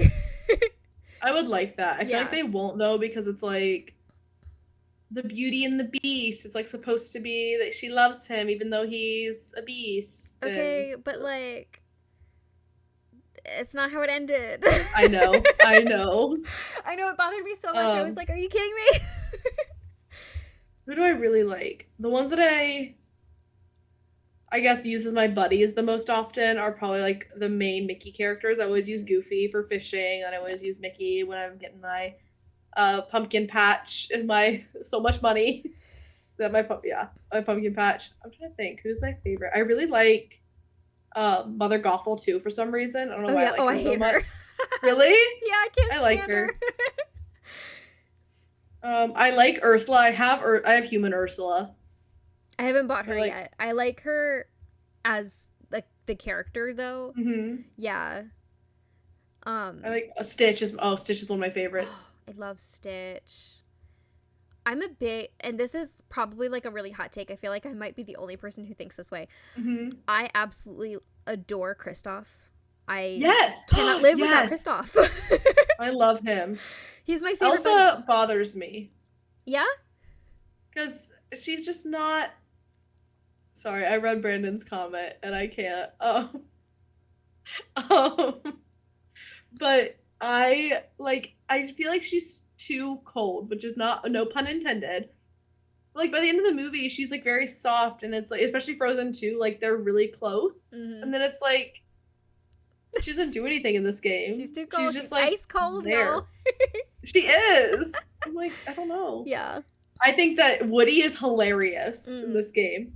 We always say he's so unhinged because he's just like, if you watch his like mannerisms and his like movements, also you just walk around and he's just dead on the floor. Oh, I know. Like That, pretend. that bothers It's hilarious. me. I'm just like, stand up. I need you. I know. I walk out of my house and I'm like, oh. Oh my gosh. So I never do things like for myself, quote unquote, while my toddler is awake. I'm usually like in like mom mode.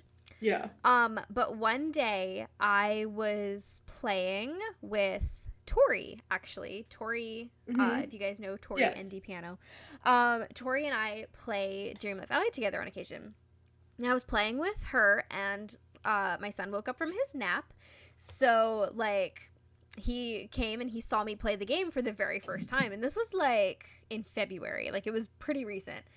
And he had never seen me play a game before. He was, like, amazed. He thought it was so cool because he knows these characters. Yeah. You know, because I show him, like, I let him watch Disney movies. So now he's just amazed as, like, in his little 2-year-old brain, he's like, Mama knows Mickey Mouse. Okay? Oh my gosh. So all the time he'll be like, can we visit Mickey? So I open up Dreamlight Valley. Like, I would love to, actually. He wants to visit Mickey. So I go and I find Mickey, and I have a daily conversation with Mickey, and then we go to the map, and he picks out the next character to find. So he always wants to visit. He wants to see Mickey. He wants to see Goofy. On occasion, he'll want to see Donald, but not always. And he wants to see Buzz and Woody, because Toy Story and Toy Story 2 are his favorite movies, and Stitch, which is his other favorite movie. And he likes Simba, even though, like, I have let him watch a very edited version of The Lion King. But he likes Simba. So, like, I just love that, like, every once in a while, just like yesterday, he was really upset, and I was like, do you want to visit Mickey? And he was like, yeah. Yeah. So like, you want to play Dreamlight Valley? I want to play sweet. Dreamlight Valley. Oh, it's so great. I know. My nephew loves Woody and Buzz. I have my shelf behind me because it's just things from like my stream that like I like having. And up here I have Woody and up here I have Woody and Buzz. Yeah. Somewhere around there. I see because I wanted something to commemorate how much Dreamlight Valley I play on stream. And so I got Woody and Buzz little Funko Pops because I know they're my nephew's favorite. And if he ever sees them, he's gonna be like, Woody. He has a Woody and Buzz he carries around everywhere. Oh, that's so He's nice. 3. So yeah. So So my little guy, he's 2.5, and he has a Woody and Buzz that I managed to thrift them. I was so lucky. At like different points from different places. I was like, oh, this is so great. Oh, that's awesome. And he takes them everywhere.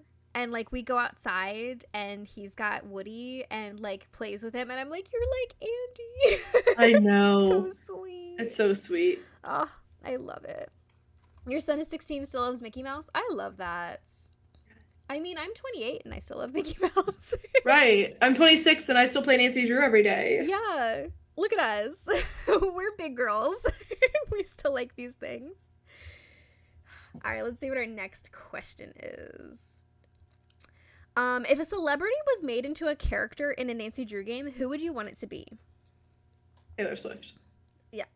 Hands down. Easy. Hands down. If not her, I think it'd be cool to have like maybe like, does that be a celebrity or could it be like a TV character? I think it'd be cool to have someone from like Criminal Minds or Law and Order. Give me some Olivia Benson. Yeah. Oh, that would be so solve a cool. mystery. Yeah. Ryan Reynolds. Ryan Reynolds. Imagine.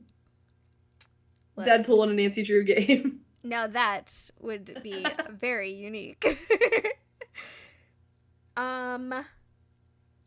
Okay, give us your best impression of any Nancy Drew character. I can't do this. I'm not good at impressions. It's okay, I can't do I could give you a Dwayne Powers. That man has no talent. There you go. Or I don't want to see you, Serena. Oh. No, Ritualize Lori, bloodletting. don't go. I love you. Get my agent on the phone now. Such an Or recite that iconic whole game. scene from memory. Ugh, icon. Da, da, da, da. Oh my What God, Nancy Drew game would you like to see remastered? Station for Danger. Yes. Yes. Why? That is haven't actually- I had that yet? It's a really good game too. Yeah. Oh, that game's so good. Right. Yeah. And they could add so many like little puzzles too. Yeah. And they That's, don't like, have to little- do it as a like they could even change that it's not a daytime show. You know, like it could just be a Yeah. show because that's not like super relevant anymore Right. as it was in like 1999. But Yeah. like there's so much that you could do with that. Oh yeah, and they Yeah. could do like instead of like the puzzle with the 3D glasses and the getting the thing, make it a logic puzzle like Deadly Device. Yeah. They could remaster it. Like I would love a remaster like that where it sticks to the same story, but the puzzles are just newer Nancy puzzles. Yeah. And just without Could Dwayne you- Powers, thanks very much. Bye. Could you imagine the like remaster of one of those games on the new engine though? Oh, amazing. Like could you imagine like trying to go through New York in like a TV studio? I And, want like, it. I want to run down that hallway. I want With it her really new run bad. feature. I want to press shift and go run down there. I love running. Did you Oh, it's end so up great. for most of the because you are a gamer outside of Nancy? Mhm. Did you end up doing WASD for most of the game? Yes. So I too. started because I'm a Nancy gamer, you know, I was Mhm. like, let me just like start out in classic mode. So I did, but then I was like, let me see how free roam goes. And I'm never going back. No. It's perfect. It's awesome. I love it. I did the same thing. I started and point and click, and then I had the issue that a lot of other people are having where I could not click. I do have that problem, but yeah. But it was just in that like tutorial scene because Mhm. then I switched to WASD and I was like, okay. But then I switched to the point and click a little bit later to see what it was like, and I was like, oh. Yeah. I don't mind No, WASD at thank all. you. Like, it's great. Yeah, they did really well then. I was concerned a little bit that it would be when I didn't realize in the beginning that it was WASD. I thought it was gonna be more like free roamy point and click, if that makes sense. Like a little bit more like kind of Like like closer to mid. yeah. Yeah. And I wasn't gonna like that. But WASD with being able to run, the moment I realized I could run, I was like, oh my God. It's How did you over. react to the stairs? The stairs? You know how like you know how she goes up the stairs? Yes. I think immediately I would have been like, ooh, this wasn't tested very well. Oh my gosh. I just She like vibrates up the stairs almost. it's so great. She's I like kept bouncing doing the whole it. way up. Up and down, and I was like, John, come here, look at this. So now when I get him to like, when I call him over to look at something in the game, he's like, you're not gonna make me watch you go upstairs again, are you? It is funny because I really feel like because when you play a different game, like and they go up the stairs, they're like, you know, if you're watching them, they're like vaulting the stairs, Yeah. right? Because they're up it so fast. Yep. In this game, they said she's taking every step, She's every going single step, no skipping. Where any other game, they're like jumping. Yeah. So, you know, But there's she's several not- steps at a time. She's not going slowly. she's going as No, it's quickly as hilarious. possible. Oh, it's so funny. You said the stairs, and I was like, wait. No, I get it. Yeah. Okay, be honest. Is Nancy Drew a vampire? How does she stay so young? I don't think she's a vampire. I think that well, honestly, okay, so if you think about it, let's think about this. 2 games every year, right? And the games are clearly like back-to-back mysteries. So in the first game, I say first game she's probably 17 because she blends into high school. They've Sure. sent her to a high school. So I say maybe 17, just graduated, so maybe 18. Mm-hmm. And then in the letters, she says that she like in for Safety for Danger, I just got done Aunt Eloise and Yep. flew directly to, so that's only a couple weeks apart. Yeah. And if you add all them up, she's probably only like 21. Or 22.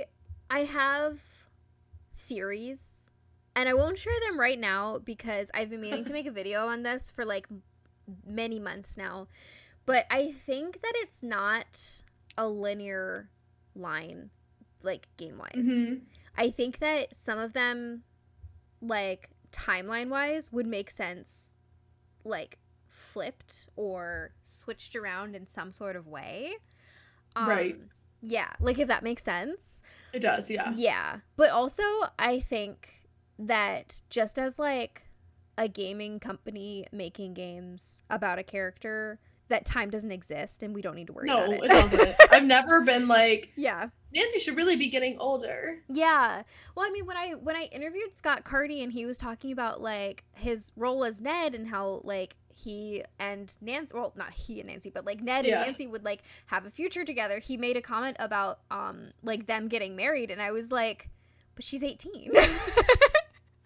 She is. She is. She's 18. She's never gonna be old enough to get married. Not that that's not old enough to get married. I mean, with all the life experience that Nancy has had. Right. But that. you know, she's not of, like, an age where she needs to stop traveling and Right. stop solving mystery. Not that she would have to stop, but, like, she Yeah, I know doesn't get exactly married right now. Yeah. You know? It's not at the forefront of her brain. Ned's not even at the forefront of her brain. No, So, exactly. clearly. Yeah. So I just thought that was really funny, like, because, I mean, obviously in his mind, because he's the voice actor, he's like, well, Nancy and I have been together for, you know, since 1998. Well, I mean, Before that, the books, specifically not, but yeah, like, Mm-hmm. but as a character, Girly is not even out of her teens, so Right. yeah. Let's see, what's our next question? What other fandom are you in? What other fandom are you as in love with as the Nancy Drew fandom? None. Let's start there. Oh, it was Taylor Swift, maybe. Yeah. Nice. But I think it's Nancy over Taylor Swift. I just think I've been so involved in Nancy. I just feel like there's things that Taylor Swift could do that could make me stop wanting to be a fan. And Her Interactive, I always say that me and Her Interactive are like siblings, where sometimes they really make me mad and I yell at them and I slam doors, but then 5 minutes later I want to see if they want to go get food. And we forgot the fight. You know what I mean? Where it's like sometimes you're like, guys, really? Like, this is how we're gonna be. Mm-hmm. They annoy you, you annoy them, I'm sure. And it's like, and then 5 minutes later you're like, oh, it's forgiven, it's fine, we're besties again. Yeah, no, it's your family. Yeah. So I feel like there's very little that Her Interactive could do that could make me want to stop playing the Nancy Drew games altogether. But I feel like there are things out there as a human that, like, probably far-fetched things, but like Taylor Swift could probably do something like murder her whole family that I'd be like, I don't think I'll be able to support that anymore. Yeah. Yeah, I just feel like I have more of a loyalty to Nancy Drew than I do Taylor Swift. But yeah, that makes sense. Yeah. I'm trying to think. I don't think there's anything else that I'm as. Maybe I do really, really, really love Gordon Ramsay. That's such a random thing. Ooh, another one is Survivor. I'm a huge Survivor fan. Emily, how are we? It is my literally. It is my dream to be on that show. My dream. Emily. And so Jeff Probst, if you're watching this, hit me up. If But, only. If right? only. I wanted Jeff Probst to, like, officiate my wedding. I love that show. That show has been there for me since 2001.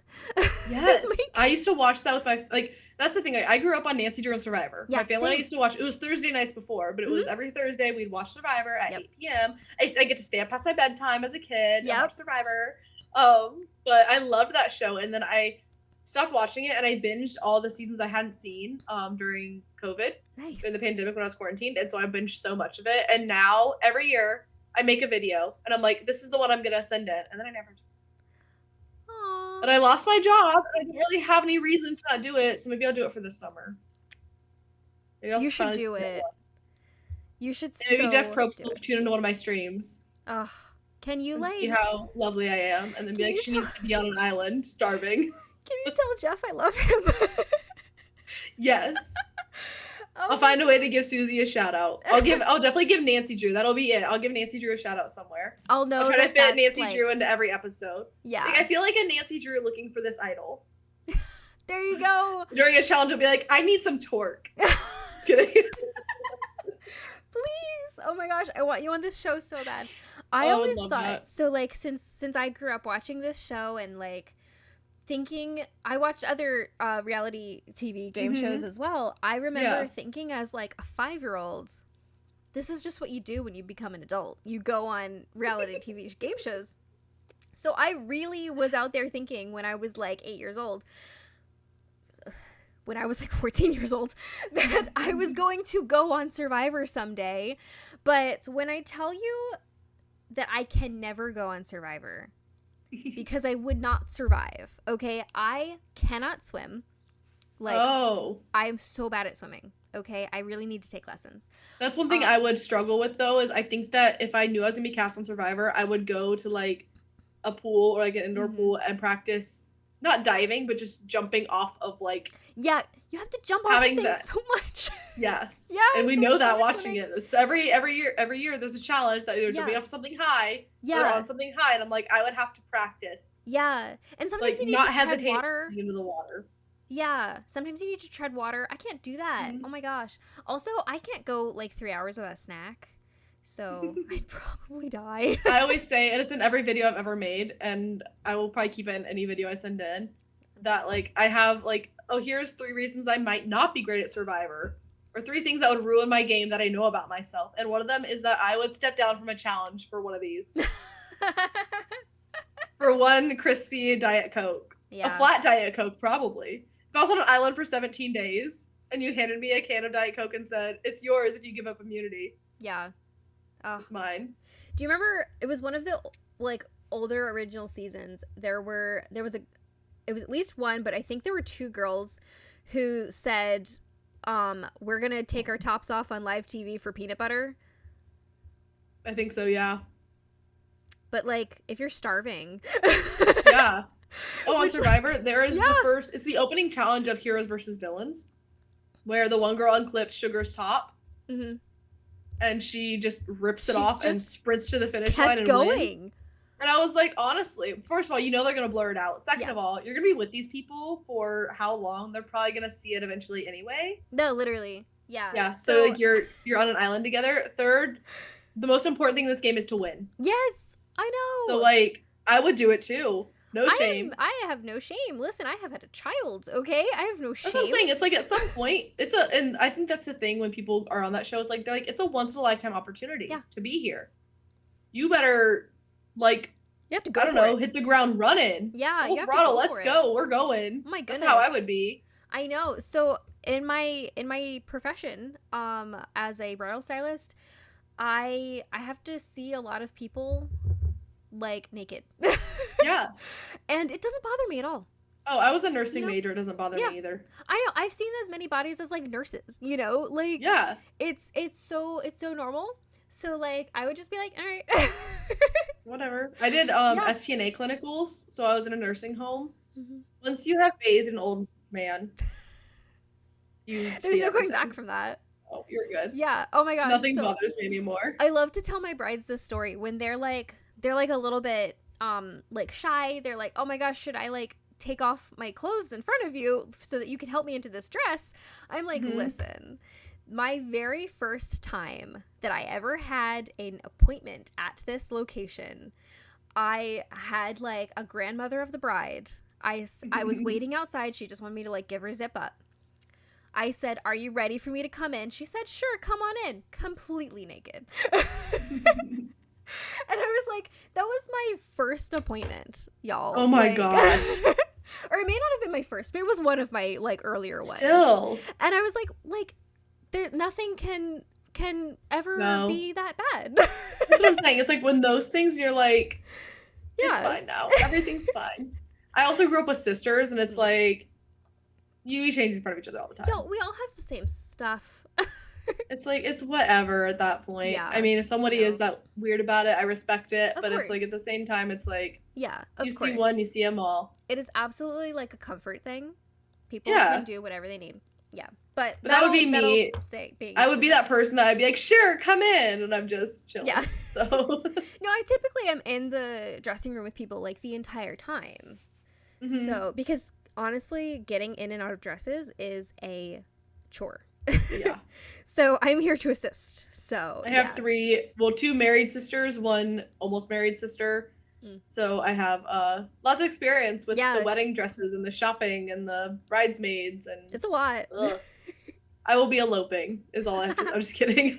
I mean, it's like more and more. I get a lot of beach weddings where it's like we're doing a I would love a really destination wedding. private thing, you know? Yeah.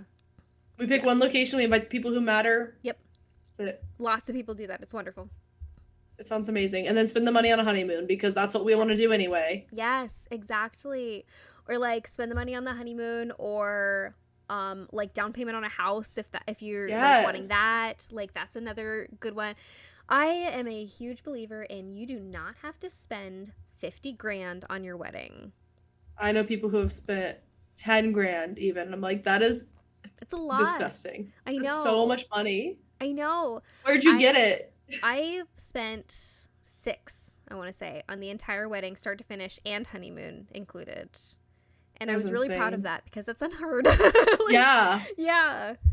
Yeah, it's rough out there. it's rough. Yeah.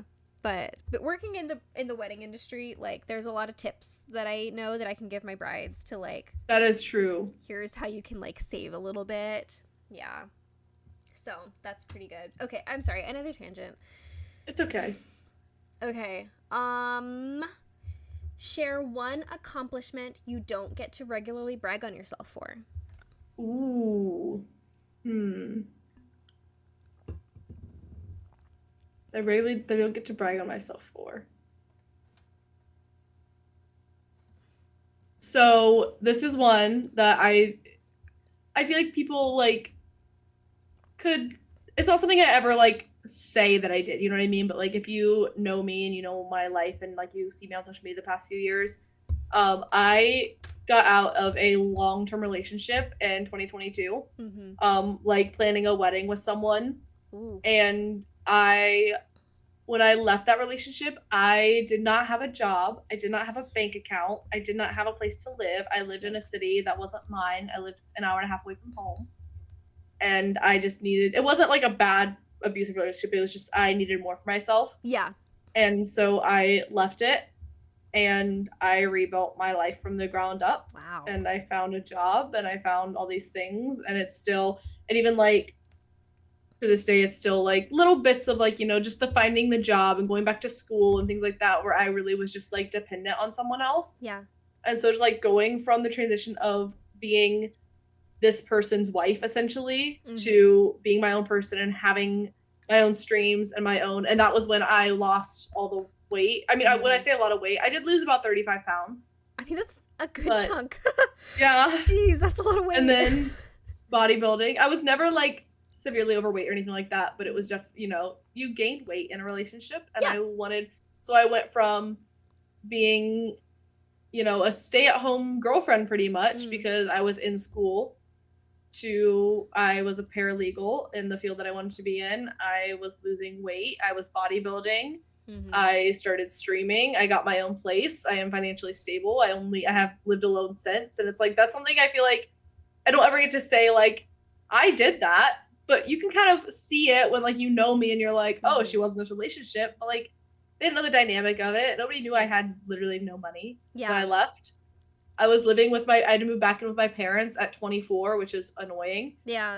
I moved back in with my parents and I was driving an hour and a half to work every day because it's the job that I could find until I had enough money for down payment, not down payment, like a deposit on an apartment. Yeah. And to find an apartment for myself and then do all those things while still like grieving a breakup. Yeah. And trying to figure out, and like that was a moment that I was like, okay, I had a lot of issues too.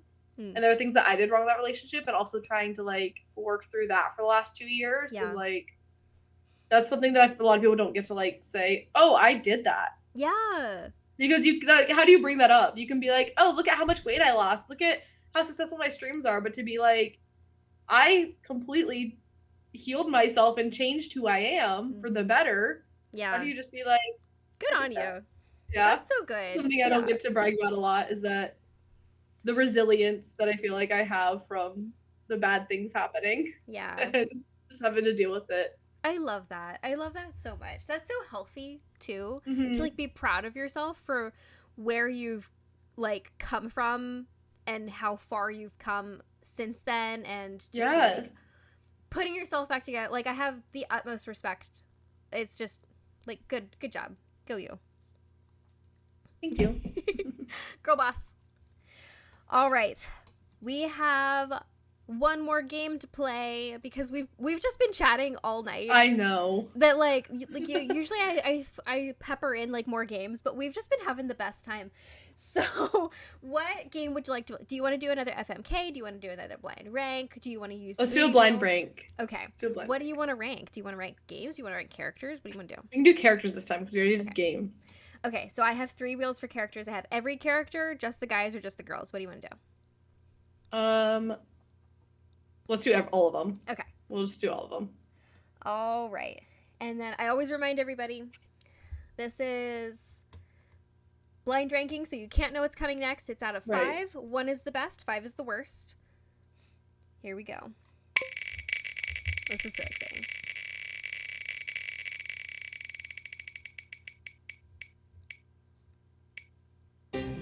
Okay, Letitia Drake. Ooh. There's worse ones and there's better ones. I'll go with a 4. Okay. Yeah. Because she's pretty annoying. Actually, she's a 3. She's a 3. You pick a 3. Locked in at 3. That's fair. Oh no. Who is this? Okay, John Boyle.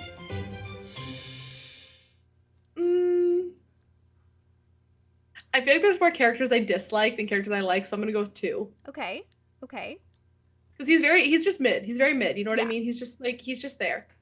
And he does, no spoiler, do something really, really nice for us. Mm-hmm.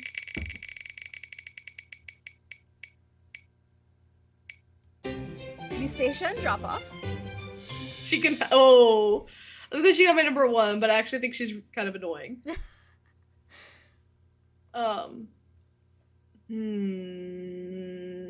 She's my 4. Okay. So I have 1 and 5 left. This is how it always ends. Because, like, you can't just put someone in that number 1 spot. No. It's so hard. Okay, Addison Hammond. I'm scared to put her at number 5, but I want to. Go for it. Let's find out who your number 1 is. Okay, let's do it. Just because she's so just background character that Yeah. I don't. She just doesn't matter. No. Okay, so this is your number Please 1. be Dwayne Powers. Please be Dwayne Powers. Just kidding. It's going to be Corrine Myers. That's actually not that bad. Yeah. Could be It's worse. not horrible. It could be worse. Yeah, it could be so Yeah. much worse. So I have Corrine, John, and then Mrs. Drake, Eustacia, and then Addison. Yeah. I'm actually okay with that. Because when you think about it, like, Corrine out of all of them is one we interact with the most out of all of them. Mm-hmm. Yeah. Maybe Mrs. Drake, but, like, I'm okay with that ranking. Yeah, I can live with fair. that. That's fair. All right. So that is all of the content that I have for you guys tonight. Emily, thank you so much for joining me. Yes, This of was course. so fun. It was so much fun. Oh my gosh, we just like I feel like I basically found out that like we had the same like life. Up until this point. Well, we'll see. Maybe I'll have the same life up until 28. We'll Who see. knows? Who knows? Well, I mean, I was pregnant at 25, not bodybuilding, so I'm not, no. Hard pass on that. yeah, no. I was like, aren't I too young to be having a baby? And everyone was like, no. You're 25. My mom, I always think about You're this. so My mom young. had 2 kids and was pregnant with her 3rd by the time she was my age. Woo! Yikes! But like, awesome. Like, Right. for anyone who wants. That was just that that's awesome. generation, though. Yeah. That was definitely that generation of Yeah. having kids early. She was married at 20 and was pregnant after the honeymoon. So There you go. Yeah. For anyone was who wants like- that, I love that for you. yeah. Yeah, for sure. All right. Anyway, Emily, do you have any parting words for us? I don't think so. I would say maybe just I hope everyone just I don't know, my biggest thing from streaming and everything, like I said, my biggest advice is it's actually like a quote from like an artist that I like, but she always said, stay true to who you are and never do it quietly. Oh, I love that. And that is what I put into my streams every day. I love that. That's so wonderful. Well, thank you for joining me, and I can't wait to course. see what you have in store in the future. Yay, I'm so excited. Thank you so much, Susie. You've been the Thanks best. for coming on. Oh my gosh, this has been Of the best. course. All right, everyone, thank you so Okay. much for joining and have a wonderful rest of your evening. Goodbye.